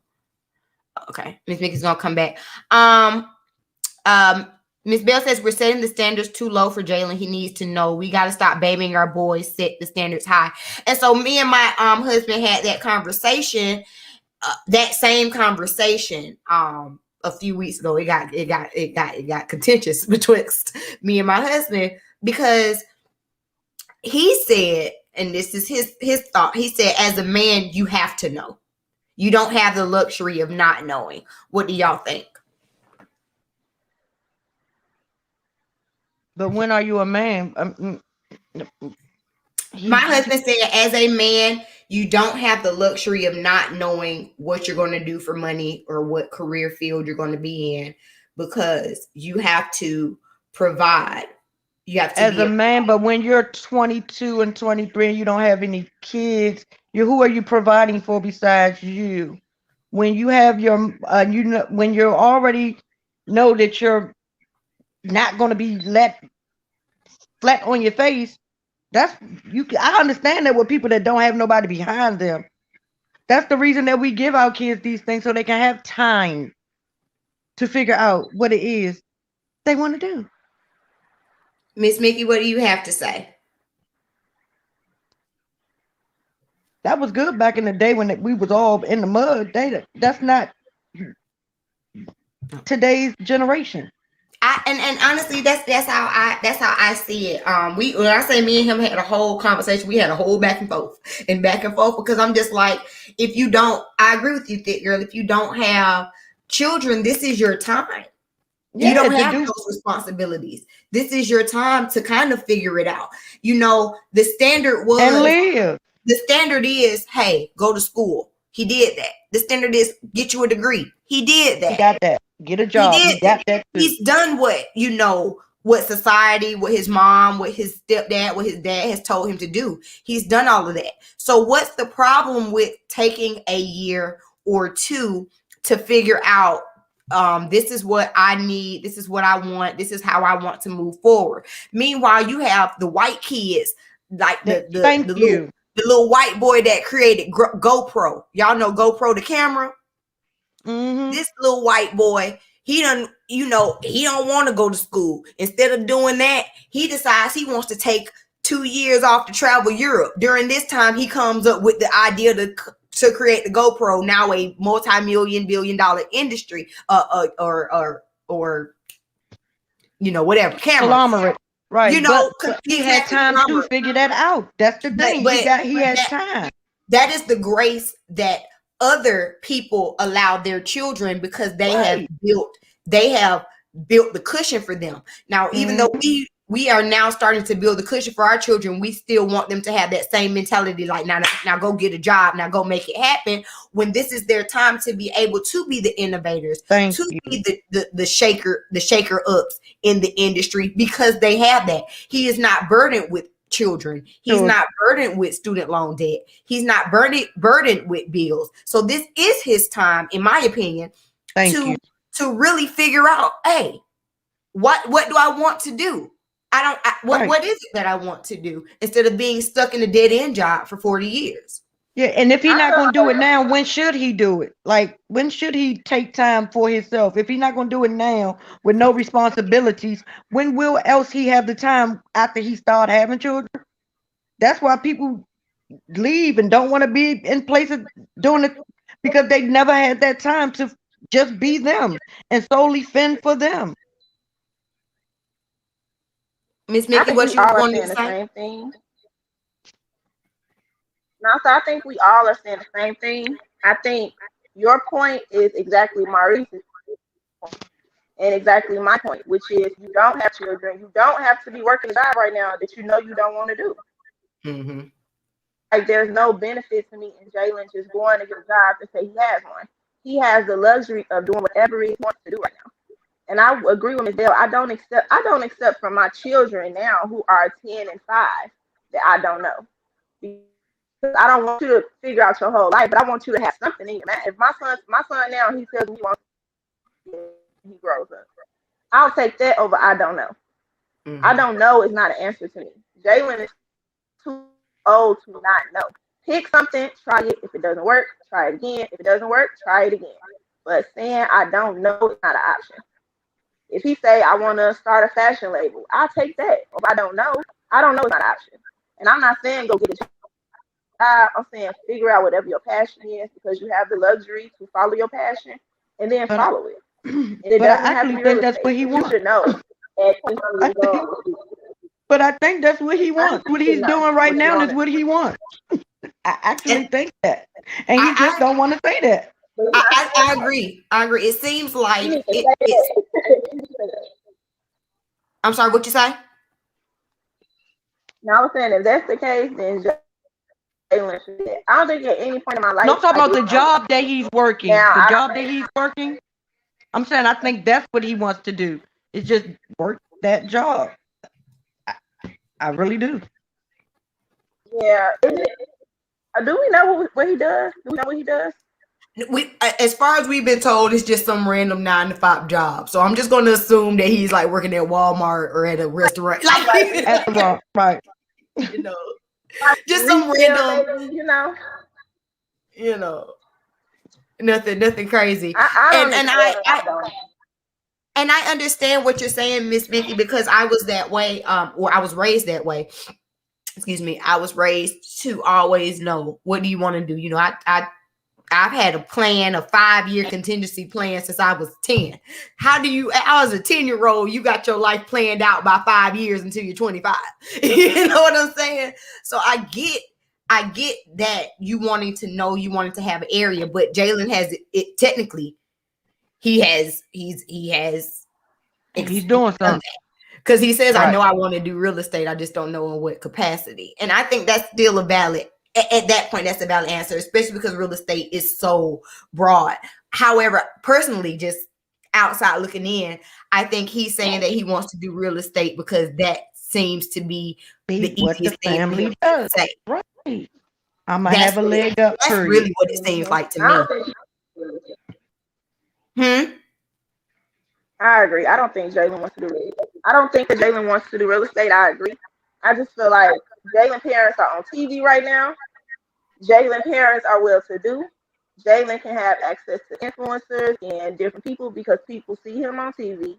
And this Mm-hmm. is the time for him to try something and leave Mm-hmm. whatever regular 9 to 5 he has, unless it's like if he was working a job as an engineer, by all means do that. You can turn that into a career. Anything can be turned into a career, I guess. Right. But just say like, I don't know. I think I don't But know hold on. lazy, and that's just an excuse. And your mind is at that age. But we still gotta remember Go Kimmy ahead. said he gonna have a job. He gonna do something. Still gotta remember that part. And I Kimmy said think she not just gonna take care of him and just let him I sit at respect home. Kimmy. mm-hmm. So he gotta do something. I respect Kimmy for that, but I think like you said, Kimmy been having these conversations with Jalen. I think Kimmy know her son. I think she knows Mm-hmm. kind of where her son head is, how much motivation Yep. her son has right now, and she's like, Yep. go get a job. Like, Mm-hmm. she's not gonna sit up and do Mm-hmm. nothing because she feels like doing nothing is what he's doing. You know? So Mm-hmm. Maurice is telling Yep. him right, I think, but Kimmy is like, those are dreams that you're trying to sell him that I don't think he's ready to act on right now. So he Mm-hmm. needs to go get a job. Right. Mm-hmm. Yeah. That's what I. And Kimmy That's the knows whole her thing. son. And Exactly. Kimmy knows her son. She knows where his where his headset is. I agree. And that's why Maurice needed to sing because it's no way you're not gonna tell me they don't have these conversations already. Get out of here. That's why Kimmy said in the end, I told you this. Like, nigga, how many times am I gonna tell you this? All right. We I saw got her another tell question for me y'all. What did y'all think about Mama Hope visiting Melody? What did y'all think about that scene? Let's start with you, thick girl. I loved it. I mean, I like the mother. I like that she's not gonna throw Mel to the side. She look, I'm gonna take this other baby, but I ain't say I'm gonna take the mama. We ain't gonna be eating roast together or nothing, but I am gonna make sure my grandchild knows who I am. And like she said, she didn't know nothing about this. I want full custody, and Martell makes my ass ache, and I think he make his mama's ass ache at the same damn time. I agree with that. Miss Mickey, what do you have to say about that scene? I basically agree with everything you said. I think it's Martell mama in a weird position because she loved both of them, Mhm. you know. And for me, this just shows like how much divorce affects everybody. Yep. Parents, the And that's kids, what the Mel friends, like said. yeah. So I don't know. It's sad to see they family ending like this on TV. It's entertaining as hell. This is one of my favorite reality shows right now. Yes, it is. I can't But wait for Saturday to come. right. But it's sad to see, you know. It's sad Right. to see. But I appreciate Martell mama also telling Melanie like, but that's still my grandbaby. So you gotta know. Right. You know, I'm still gonna Right. love that baby. That's still my grandbaby. And it doesn't mean I feel any way about you. But they just all Yep. gotta figure out the new normal, you know. Right. So lastly, we're gonna wrap it up. Do y'all have any thoughts about this little girls' day trip turned night trip? Let's start with you, Miss Mickey. I was in and out of this scene only because I'm kind of over it. Like I really am over it. I'm over Tisha. I'm over Melanie. I'm over them trying to be friends. I'm just over it. I feel like Tisha not being able to say exactly what first of all, the reason Tisha wouldn't say what it was because she don't want Melanie to say, and I wasn't lying. Mm-hmm. She want to keep And accusing her of lying without her being able to say this thing you said right now that I said about your husband cheating. That thing I wasn't lying. So she's not gonna say it because then Melanie can right now in front of everybody say that was the truth. So she's just gonna, kind of throw. It's just I'm over it. Obviously, Marcel cheated on her. He's probably not doing it now, but we I all think he do. definitely has done it. Allegedly. Obviously, allegedly, Marcel cheated on her. So, like, And she he should know paid the that. hairdresser to say he wasn't. He paid the hairdresser to say Exactly. that he wasn't messing with her. The whole, and she denied it. So that's like, girl, of course she denied it. That doesn't prove anything. The fact that she denied it. Like, I don't know. Tisha know Marcel cheated. She just don't want, and I don't blame her for not wanting to say it. I wouldn't say it either because you can literally embarrass me right now, and then I'm gonna have to deal with it. I can keep acting like it's not true as long as I don't face it. But she still got the That's grudge. called willful ignorance. Yep. She still got the grudge and hurt about it, but she don't want to face it. So it's Mm-hmm. like they're not gonna be able to make up until they can say what it is. I'm over it, honestly.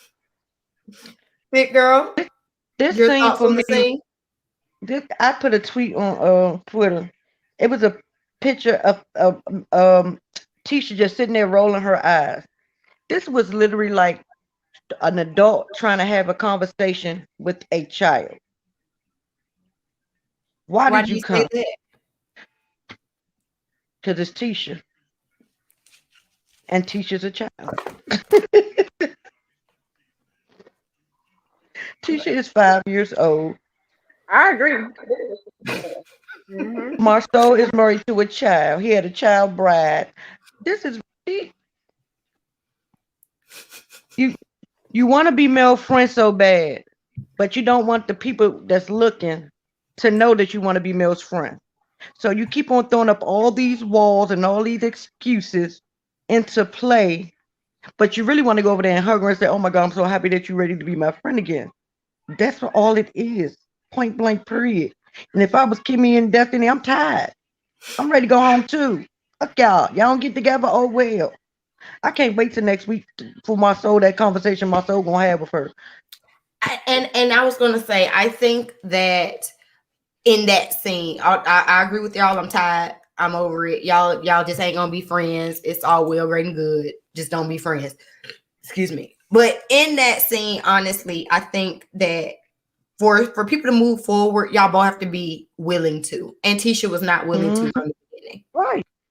Tisha was not But willing to. my thing is, So there was going to be no resolve in that conversation. I agree with Miss Bell that the therapist did a great job. She did the best that she could. She did the best that she could. But they're just not going to be friends because, like Mickey says, Melody's not going to walk back the allegations that she said against Marceau because she knows that they're true. We all believe that to be true.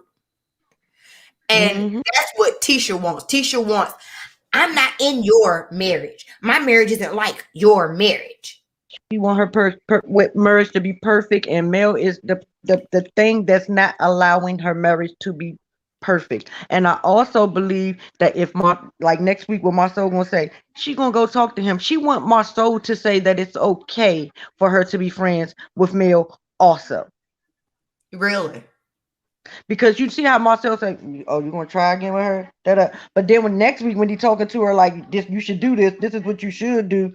She will. She just wanted to know that it's gonna be okay if I'm friends with Mel. Are you gonna be mad? I don't think that's true. I think that Marceau knows that his wife is passive aggressive and doesn't know how to let things go. So he's saying it sarcastically. He's saying it like, "Oh, so you trying with Mel now? Oh, so y'all gonna go hang out? Oh, okay." No, you But did you see then, the preview for next week? but yeah, in the previews, he was like, "But how do you Same expect thing y'all to with move me. forward when you say BS?" He's calling her out. Honestly, from what Right. it looked like to me, he was sticking up for Mel because he know his wife be That's on what I'm that. saying, and that's what I'm saying. That's why I believe that she's gonna go have another sit down with Mel. Oh, you saying that's why? Because now that Yeah. Marceau has said something positive. Right. He's giving her permission. Oh, okay. But I just think that Marceau is just over his wife and her foolishness. Marcel been over his I wife. agree. That's why I he agree. cheating. I really feel That's why like, he cheating. could you imagine like it's two couples and they're friends, and I think Melanie and Tisha were both aware that their husbands have cheated on them before, and they know that each other knows that their husbands have cheated on us before. So they're all, and Martell and Marceau know that they have cheated on it. Everybody knows. You know what I'm saying? It's no secret to anybody. So they're all four friends who walk around and act like we don't know. And then when Melanie's stuff came to the forefront, I don't think Tisha expected Melanie to not bring me in. You know what I'm saying? We've all, it's like we've all been a part of this. You're on. It's the same thing Martell did to Marceau. And so the other guy, that's his partner, that he was like, well, you cheated on your wife before, you know, it's the same thing. Right. That They all ain't even cheating. out of him, even though we all Right. been holding people, you know. So I And think that's that's his shit. the Like, how thing. We dare you said try this to bring last me down like episode. this? What the fuck? Oh, We said excuse this me. last episode. Birds of a feather flock together. You're not gonna sit up here and let Marceau, who is supposed to be, let Tisha tell it, this loving, Perfect man perfect husband, faithful husband, and hanging father. out with this adulterer who's laughing at the adulterer being caught with 2 phones and not think that he out here doing his own thing. Real quick though, shout out to Miss Bell. Thank you so much for the super chat. She says, always enjoy your show. Thank you so much. Don't read that last one. She say, I want to see them make up. I No, don't I'm like talking to about see that it. other one that was down there. I just read. Oh no, what I miss? But on that scene, I mean, on the show, you remember that show, the Best Friend Show or the Quarantine, whatever that was? They were all friends on that show. And that was recent. That was during the quarantine. Oh, I didn't see that. They may I have didn't made see On it. OWN. It's a show that comes on OWN. It was like, Oh, I know what you're talking about. yeah, they Girls all were chat, friends. girls, Yeah. girls chat or something. I didn't watch it, but I know what show you're talking I I about. did watched do it. it. They were all friends, loved, chummy. It was all 4 of them. Destiny, Kimmy, Mel, and Tisha. Like, ain't nothing happened. They may have made up. What do you all think about Miss Wanda? I was on some live and the person was saying, I'm you know, so they're talking glad about she wasn't on there tonight. how ignorant Miss Wanda is and how Tisha needs to get her mama out of her marriage because she gonna ruin her marriage, and Tisha needs to check her mama. And somebody made a point. He's like, I don't think it's Miss Wanda just speaking out of turn. He's like, I think it's Tisha telling her mama the problems that she's having and using her mama as a mouthpiece to speak them because I she said don't. this. I said that last Like, episode. I said that, I that say last that's that what episode. every episode. Yeah, especially Tisha's mama is her pit bull. Yeah, that's her backbone. That's her mouthpiece. That's her bullhorn. And Tisha's mama feels right in saying whatever she says, and because Tisha runs and tell her the reason why Wanda felt so liberal to talk cash junk about Melody in these past seasons is because her and Tisha were talking about Melody together. Yep. Mm-hmm. And that's That's what another that reason Tisha don't want to be Mel. Is rebelling against Mel because she don't want her to disappoint her mama. Her mama, all the shit her mama done talked about Mel. But Her then mama would have meanwhile, egg on her her mama face. ran back to Mel last episode. Or I think episode 4 Tisha last. don't like how her mom still likes Mel. Like her mom still shows Mel attention. And that probably eat her up because we sit up and talk about her together. I thought you was in this hate train with Melanie with me. And now you I'm running up surprised she did not cry that day. That's why she ran up to mother like, no, I'm your daughter. Don't I'm you your run up to daughter. Mel. She's I'm your not your child. daughter.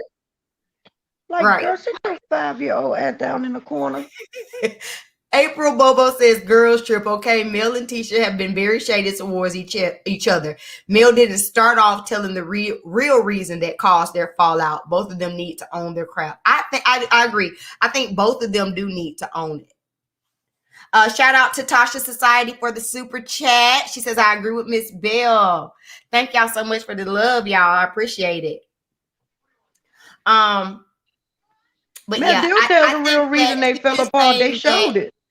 I said Mel did tell the real reason the reason the beef started. They showed it.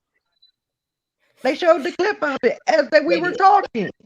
They did. But then the other shit added to it. At the reunion, that's when that came out. I think we really don't know what type of friendship Melanie and Tisha had before the show even started. And you do have friends that's like shady to each other. Frenemies. We don't know. Yeah, we don't know how the skin on TV made everything just worse. But they could have always had that relationship. Or have had it before the show. So we can't really say what that they were very much so frenemies, probably before the show started. We don't know exactly where the fallout came from. And we can very well be getting led into a narrative. However, my personal opinion, I think that part of the breakdown in their friendship is Tisha's jealousy. Thank you. part of It's the always a breakdown in their competition. friendship is Melody trying to expose Marceau and Tisha's willful ignorance. And I don't think that there's going to be at any point where they're going to come together, because I don't think Tisha is ready for that. Tisha still operates in a very high school mentality. And I say that specifically because of how she operates with Kimmy. You and Kimmy ain't had no real issue. Child. Ain't had no That's real true. issue. So if you can't get it right with her, I don't expect you to get it right with Mel. But that's because Kimmy got a problem with her mama, and anybody that go against Miss Wanda again, Tisha can't do it. My mama love me now. I'm And not gonna get my mother love taken away from me for Kimmy or Mel. I was gonna say, because So Kimmy's still cool with Mel too. yeah. So if me being your friend comes to the detriment of my mama being mad at me, yeah, well, we gonna have to have a rocky little relationship. April Unless said, you gonna say what I want you to say. April says, LOL, y'all, come on. Don't we adore Miss Wanda? Her scenes Nope. make the show. She's Mm-mm. good for hood reality TV. That's true. I just don't want her near me. Right. She gets irritating on the show too. Sometimes she do just a little too much. You be like, stuff. But honestly, my grandmother is like Miss Wanda. My grandmother, And I mean, we Miss all Wanda We reminds. all got some Miss we all Wandas. got a Miss Wanda. Yeah, but it's We my all got a Miss grandmother. But Wanda. the difference is my grandmother is just like Miss Wanda. She say the most disrespectful stuff to people, and just like us embarrassed, like, oh, I can't believe she just said that. You know what I'm saying? She just talks to people so reckless. She feel like, who gonna check me? And that's who she is. And so, but the difference is my mother doesn't act like we don't act like we don't know that exists. You know? We That's know what I it was about to exists. say. We apologize on her behalf to people. We try to keep her away from certain people, and don't put her in a situation where she can act up in front of people in a way that's going to embarrass her or us. Tisha act like she don't know that that's her mama, and that's the problem. Mm-hmm. You're not gonna change Miss Wanda. She been there her whole life. I know so many older Black women like that, but the fact that Tisha doesn't want to accept that that's her mother, that's the problem for me. I know that's my But if grandmother. Tisha want her That's why I merged, don't she take her gonna advice start. about my relationship. That's why I don't, I know that about her. That's why I don't allow her to say anything negative about my relationship to my fiance. We would check her about it, and she knows to stay out of my business because I know how she is.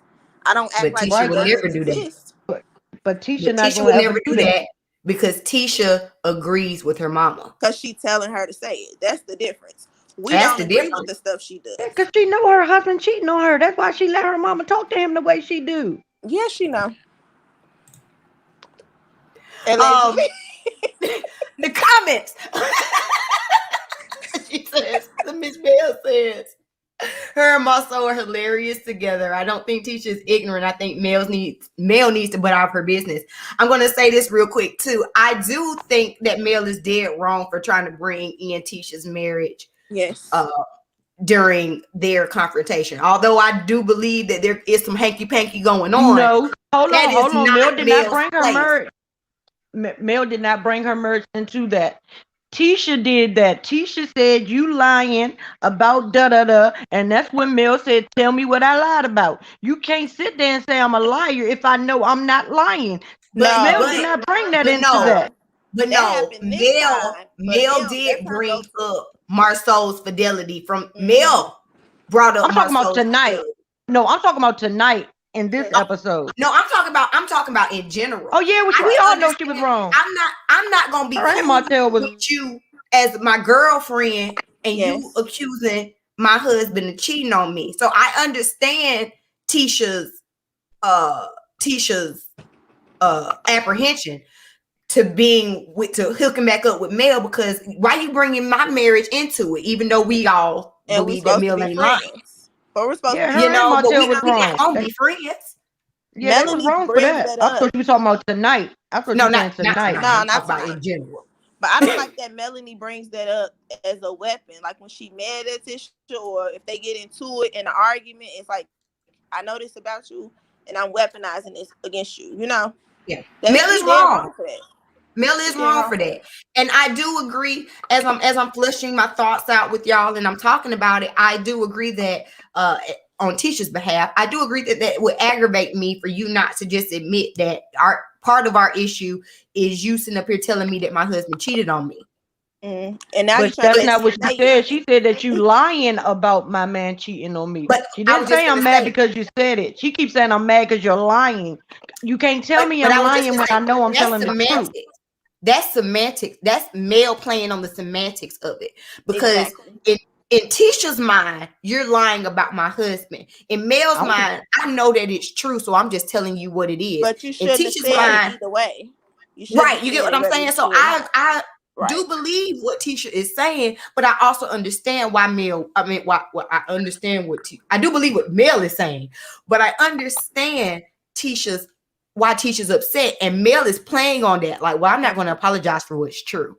And that would make me yeah, I'm more not. upset. I'm That the would same make way. I'm not me going to more apologize upset. for it either because it's true. Point blank No, period. that would make me more upset. Like I think it did Tisha tonight, especially with Melanie. Like, what is it? Say it. Just say the words. Just say it specifically. That would make me even more upset. That now here you are making me admit. You want me to say that again so you could say, "Oh, you know it's not a lie," and now I gotta face it. You know what I'm Yeah, saying? that's exactly what I'm gonna But do. at this point, all I'm gonna say is Melody, show receipts. Exactly. And That'll then, be At a then when good this Mel ending. showed them receipts, she gonna be extra mad. That'll end the friendship for That's all real. I'm I saying. think. At this point, if you want to mail, if you want to stand on, well, I'm not lying. I know more about your relationship than you know about your relationship. Show some Exactly. Mel brought receipts. the receipt. Mel brought the receipt, and they paid What the was lady it? to say it wasn't true. She She bought need a better the Let me old receipt. see if lady I can out. find the live, y'all. I'm gonna She pull it need a up. better Hold on. receipt. She need one that they Let me can't pull it up. discredit. No, because you know it's true. So that's why you said then paid that lady to say she did not. That was the receipt. But I'm gonna put. honestly, if you were Tisha, you would do the same thing. I'm not gonna admit it's true. I'm gonna say it's not true. I'm gonna pay And people off and to if say it's I'm not true. Mel, I'm gonna keep saying, but you know it's true. So don't keep calling me a liar when you know it's the truth. I wouldn't I'm use that against my for those She of friend. know who you. Mel is. She know what Mel gonna say. So stop saying it, because For, I'm for not lying. hold on. For those of you who may not be all into these internet streets like some of us are, I'm just gonna give you a quick little history. I'm gonna see if I can pull it up, but I don't even know what to look under. But quick little history. It came out on the Facebook group, which I quite enjoyed. The hairstylist who allegedly had an affair with Marceau. Melody put it out, I think, or Melody didn't necessarily put it out. I think it was Straight No Chaser, which is believed to be ran by Melody or get their information from Melody, put out the lady. Mm-hmm. Then Marceau, Tisha, and the hairstylist actually ended up going on live together and dispelling this alleged rumor of the affair. However, when we're talking about coaching, Thank you. Point blank. if, Period. when we're talking about coaching, if you watched the live between those three, she seemed coached. She wasn't able to freely speak. Tisha was leading the entire live. It just didn't seem genuine. I'm gonna see if I can find it while y'all talk. Go ahead and talk. I'm gonna Now see if I I can agree. find That's it. I my agree point. that Tisha and them set that up. You know that they paid that lady or whatever they did to make her say that. I agree. I don't blame them. I would have done the same. I'm not gonna openly admit it.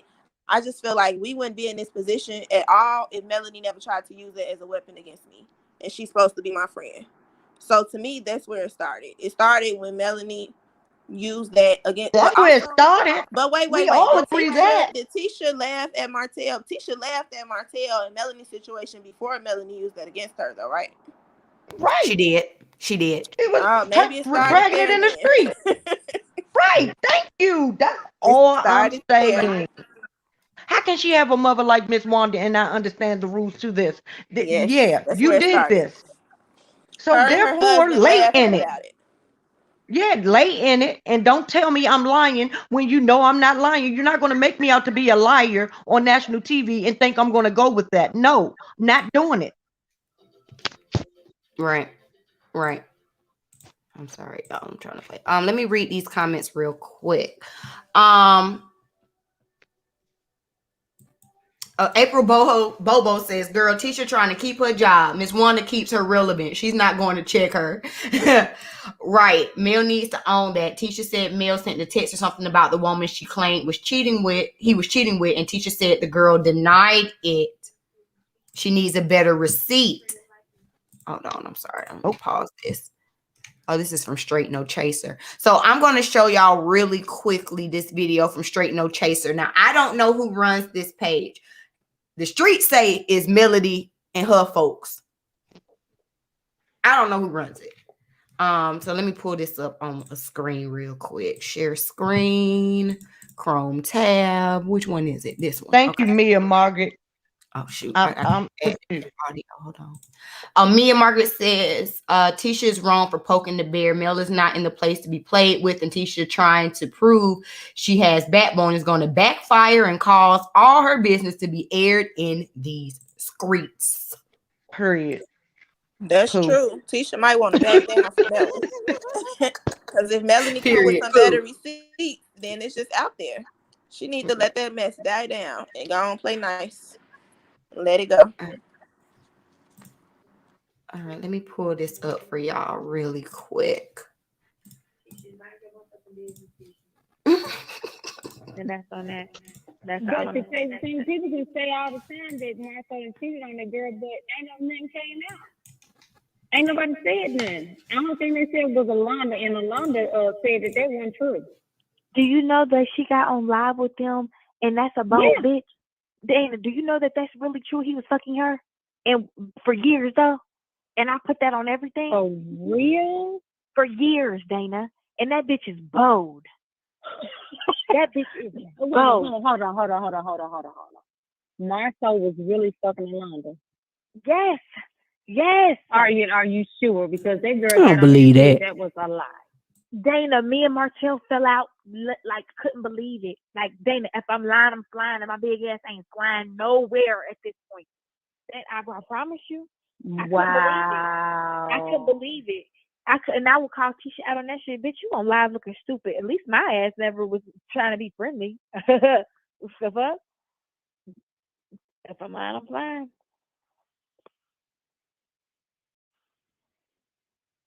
If I'm lying, I'm flying. So it's Alonda that he been messing with. I wonder if they still messed around for her to do that. Hell, I heard that they had start back messing around. They stopped and they start back. Martell so messy. You know Martell be telling me the scoop. I know. You know it. Because Martha got the money now. Martha boom. Mm-hmm. And so he must be paying her ass to be quiet. Had to, for her to get on live like that, had to. She definitely was fucking Marcel for a while. Melanie wasn't lying when she said was trying to get a line to do Tisha hair or whatever the case. Melanie be telling it. She wasn't lying. She be lying about a lot of shit. She wasn't lying about that. Yep. Like I said.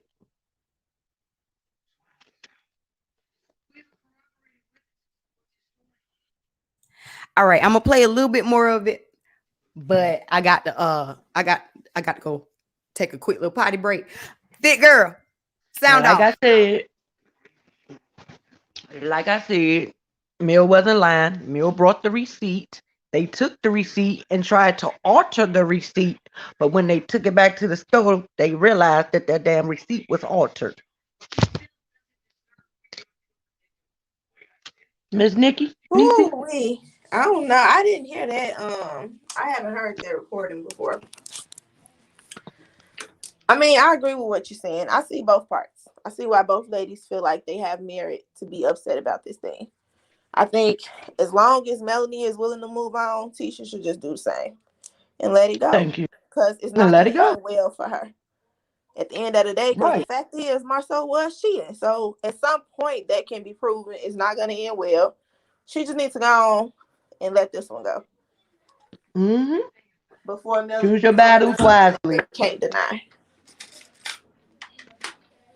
Yeah. Now that was not even Mel's friend that said that. That girl ain't Mel's friend. That girl Hmm. is Mel's husband. And I don't understand why she sounds so. She just seems so happy and proud and comfortable in that role. Like, girl, you know, Martell give She me the scoop. nasty. You know, he gonna tell me like, ugh. Yeah, she has no morals, no proof. She thinks she got a prize. Oh my gosh, she just seems so happy in that space. Like, I don't He on understand. TV, not you. What are you getting out of the most money she said he has given her at one time is $5,000. Girl, so you telling me 5,000? You doing all this for Mm-mm-mm. $5,000? And then he on TV talking about you crazy, Calling calling me your a baby a peasant? mistake. Ain't no way. Called you a peasant. He said he wish you wasn't pregnant, but you still love this man. Girl, please. She's just so happy to be there. Like, I don't understand. Just happy to be amongst the people. The hell? All right, we're gonna keep going. Hold on. Okay. I would never ever deliberately, Oh wait, let me back it up. So for those, just real quick for context, this is the live that came out between the Scotts and the alleged mistress. So I just want y'all to watch it and tell me y'all's thoughts. well, I'm not Marcel's mistress, okay? I would never ever deliberately try to mess up anyone's marriage, come between anyone's family. That's just not me. I would never ever stand for something like that. Of course, you know, I can't control what people say. They say what they say.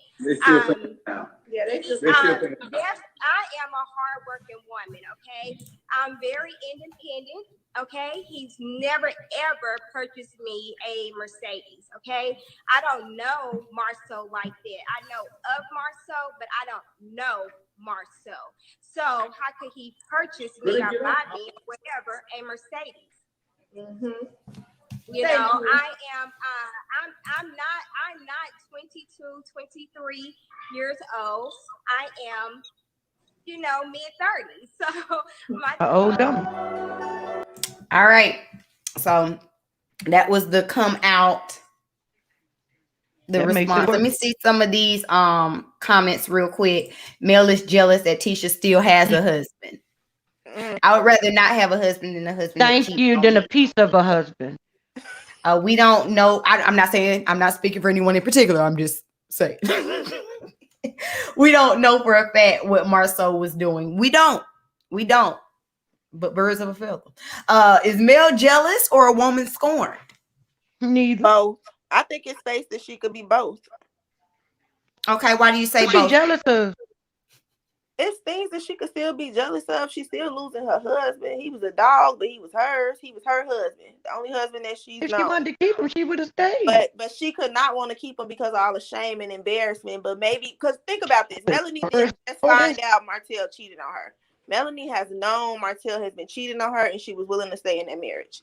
It's no way for her to stay in that marriage now that he's cheated on her in front of the world and has She had a baby with him. That was yeah, stupid too. but who's to say if Martell had that same baby without them being on reality TV that she would have left? She's been staying for the cheating this long. Her I ain't talking pride about is his not baby. gonna I'm talking about her baby. That yeah, makes her that's look what I'm stupid saying. for That giving him prevent her another to baby. keep that man. You know what I'm saying? I don't think Melanie wants to divorce Martell. I think Melanie wanted I her do. family, but she can't stay with her family now after he's done this on TV. That didn't make him stop. He kept doing it. He had a baby by her. And now I have to leave. And it could be a part of her that's jealous that Tisha family is still intact. That stuff hasn't hit the fan film yet. And at least she still got her family. No, All I right. don't see her being Big girl, jealous. and you say I is she don't see her jealous or a being woman jealous scorned? of. I don't believe she's jealous of nothing Tisha got going on. Not at all. So do you think she's a woman scorned? No, I don't. I think by her husband, but not by this situation that's going on with Marcel and Tisha. I think y'all giving Melanie too much credit as a woman who knew her husband cheated on her all those years and stayed with him. We all And know then she had was another stupid. We baby done by said him. that time and time and time again. We said But that I'm last saying y'all, week. she's We the said same that the week woman. before this week. But But she's I the still same don't think woman she's who jealous stayed with of him. Tisha. I don't think there's nothing about Tisha, 13-year-old, but Mel is jealous of. She still Nothing. got her husband. I still don't, and it's a piece of her husband. She got the same thing And I Mel think had. that matters to the same woman who would stay with her husband all those years knowing he's cheating on her. I Well, I think still that piece don't of a think she husband gonna be matters. She jealous took of a piece of Keisha. a husband all those years. All And right. that's So just me. I don't think she's jealous. I think she may be scorned, but I don't think she's jealous of anything Tisha has going on. She so got a mother that cares, not a loud mother. Yeah, there's nothing. No, I don't see that. For me, let's see. Some of the comments say, let it go, live your happy life. Mel is not important to Keisha's marriage. Stop caring about what a liar has to say and enjoy your intact marriage. Miss Bell says maybe it's both. Maybe she's jealous and a woman scorned. Yes, April, Ariane had the baby, I want to say in December. So why was your name in the business? I don't believe Mel is jealous of anyone. thank you. Bill says, yeah. Mia says, I don't think it's a matter of jealousy, not that it isn't possible, but she has too much to deal with at the moment. Beautiful Rosemary says, I think it's misguided to suggest she accepted being in a marriage with infidelity. And Miss Bill says, Mel is jealous, period. I don't think that Mel is jealous. I don't think that she's jealous. I can understand where y'all are saying that, she's jealous that, there's another family intact and not intact. I don't think that. I think that she could possibly more so be a woman scorned. I think that, she knew that her husband was out here doing the dirt. She willfully accepted it for a while. She moved on from it. And she tired. And so now she's kind of calling Tisha out because she sees Tisha is in that same space that she was in maybe a few years ago. That's my opinion. I do think that she's definitely a woman scorned, but I don't necessarily think that she's jealous. I'm not trying to, I have what you just said. That just made me have a question. So like, okay, I think she is a woman scorned too. I think we see that in like some of her actions. I don't think that me as a woman scorned because my husband was cheating on me will want to bring down my friend marriage because I'm scorned. Like that. Why am I punishing her though? Why am I punishing my friends? But that wasn't why that wasn't why they did not break up because of that was not why they did it because they were doing a tit for tat. That's why that came about. That's what I was gonna say. It was the tit for tat. It was you supposed to be my friend, so you supposed to be on my side, and for you to even empathize at all and to take his side or to even suggest that I'm wrong and all this kind of stuff when you are in the same boat as me, will let me blow your issue up. I don't know. I think if I'm scoring about Tisha talking about me, then there's so many other ways I can come for Tisha. If I wanted to, we normal people would think that. I think she wanted to attack Tisha's marriage also. I can attack Tisha a lot of ways, but I can also attack her marriage. And then that is me attacking her because I'm mad at her. Also, she going to be in the same boat I'm in right now, which is possibly on the verge of divorce when I put this allegation out about her husband. But we also forget it wasn't just Tisha. It wasn't just Mel that did this. It was Mel and Martell that did this. It was not just Mel just sitting up there, let me blow up your spot. I think Melanie and Martell two are the same coin. I think they both attack their friends' marriages for the same reason. Because we all used to do this together. Now I'm facing heat for it. I don't want y'all to be able to go continue on y'all happy lives. I want y'all in the same heat that I'm in. And that is the telltale sign of someone scorned. And that's the jealousy of it too. I'm jealous that y'all get to go on and live y'all life while I'm in this boat when this is something we all was doing. And you don't get to laugh at me in this boat when we all was doing it. I'm gonna attack your stuff so you could be here with me. That's jealous that they still get to go on and do it. Melanie and Martell both knew they was cheating. They both was okay with it up until the point that it was public knowledge. And I think Melanie brought that to the public with the think that Martell would at least stop, but he didn't stop. She had a baby by him and he didn't stop. And then now I gotta walk away. If he had to stop, she was perfectly fine with knowing he cheated and staying with him. Yes, where is he? Oh, sorry, this tickled me. This tickled me. Ladies, on another note, at some point we discuss where is Disney's husband? He didn't want at his house. That's not with her. I told y'all she lied when they did that. She did that interview, told me something. Oh, he's in the back. He wasn't even in the house. He didn't even show up to work because he didn't want too much of his name being brought up in the mess. He trying to Look, say, Martell alludes let me to stay him. up out of this. He said these marriages are on the brink. I don't want no parts of it. Let me stay. Because His if he marriage was show on the up to brink work, before they even moved in together. if he show up to work, if he had to took the show and had to come on the show, they would have forced scenes. They would have made them interact. They would have conversations would have had to happen, and eventually he was gonna have to take a side. And either one of them could have put his business out there. Martell do it every week. Martell slick doing it. Martell slick doing it. And then that's what and Mickey, like you were saying that Martell and Melody are the same side of a different coin, or the different side of the same coin. There it is.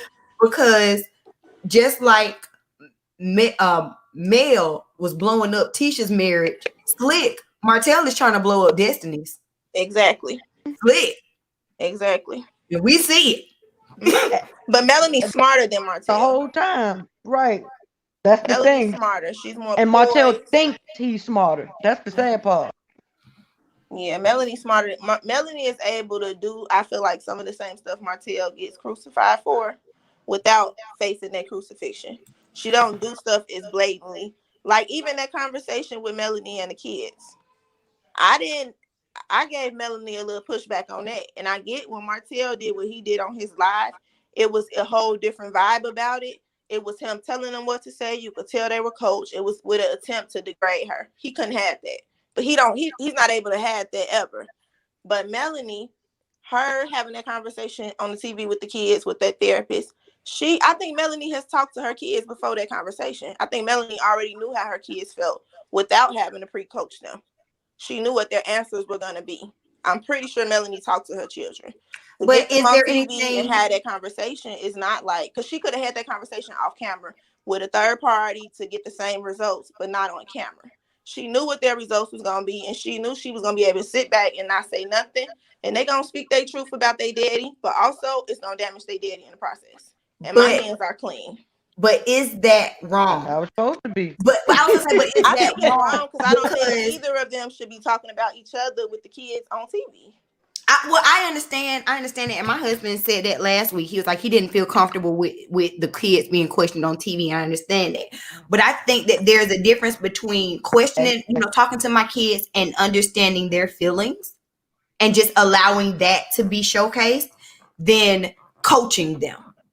I agree, and I think telling that's why them their it's presented feelings that way. I think that's why it's presented that way, because that is a difference, and people are going to perceive it that way. But at the end of the day, you could have had this same setup off camera and achieved your same results, but you chose to do it on camera, and you already know your children. You know how your children. You've talked. I'm sure she's talked to her kids, so it's not like she was unclear on what they may say. She knew they was going to say stuff that was going to make Martell look bad. Because Martell is bad, and they see that. I was about to say, but she really didn't even need that scene, because we all before that scene and after that scene still don't care for Martell. Okay. No, they're not lying. He is bad, but it's she does the same stuff. She does a lot of the same stuff to me. And I think I agree with you, Mickey, and I want to say this too, because I've never been team Melody. Right. I've never been team Melody, but it's like the lesser of two evils. Right. Mm-hmm. That's everything. It's like the lesser of two evils, and that's why they are in this situation that they're in.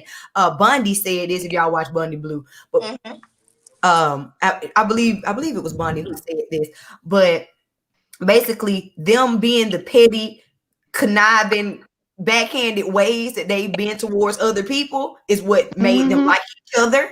Exactly. Yep. And now that they're the same person used against each other, it's gonna get really nasty before it gets any better. And Martell not gonna be able to. Martell is always gonna come out with the short end because of how he is.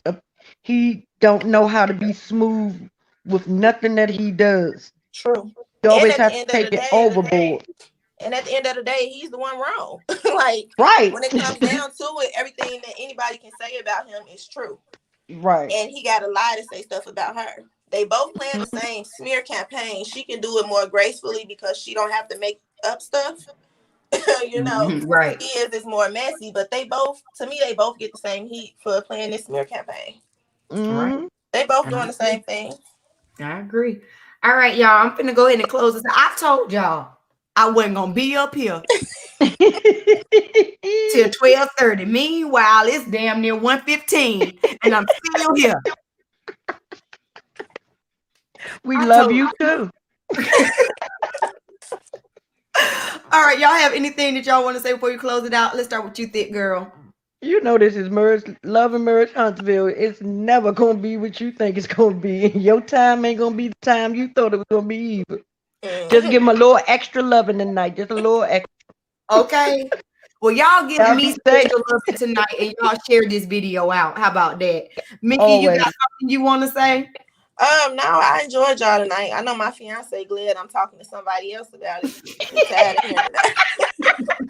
He's like, you need to start doing me some YouTube reviews because I'm tired of hearing this. Look. But yeah. And I want Mel to throw that damn wig away. That's the other thing I That want to braided say. wig. Oh, I hate So it. give Karen her wig back. Give Karen that damn wig going back. to it. Right, like it was cute the first time. I Go used to back. wonder. I was just telling my fiance the other day. I wonder, are they like chopping scenes up from different time periods? Mhm. Like, because I don't see her putting that wig on, Putting it back taking on. it back on. And putting I'm it back did on. all of this stuff happen at the same time?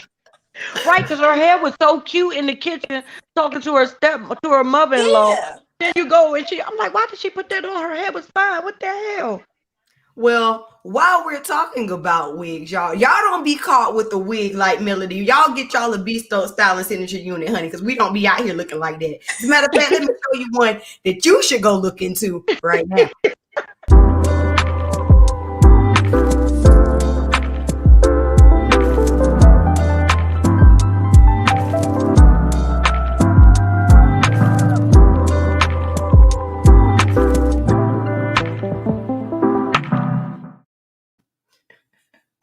All right, y'all, for real, I'm finna get out of here. I enjoyed y'all. Thank you again to Thick Girl 40 and to Mickey for coming and joining me on the show.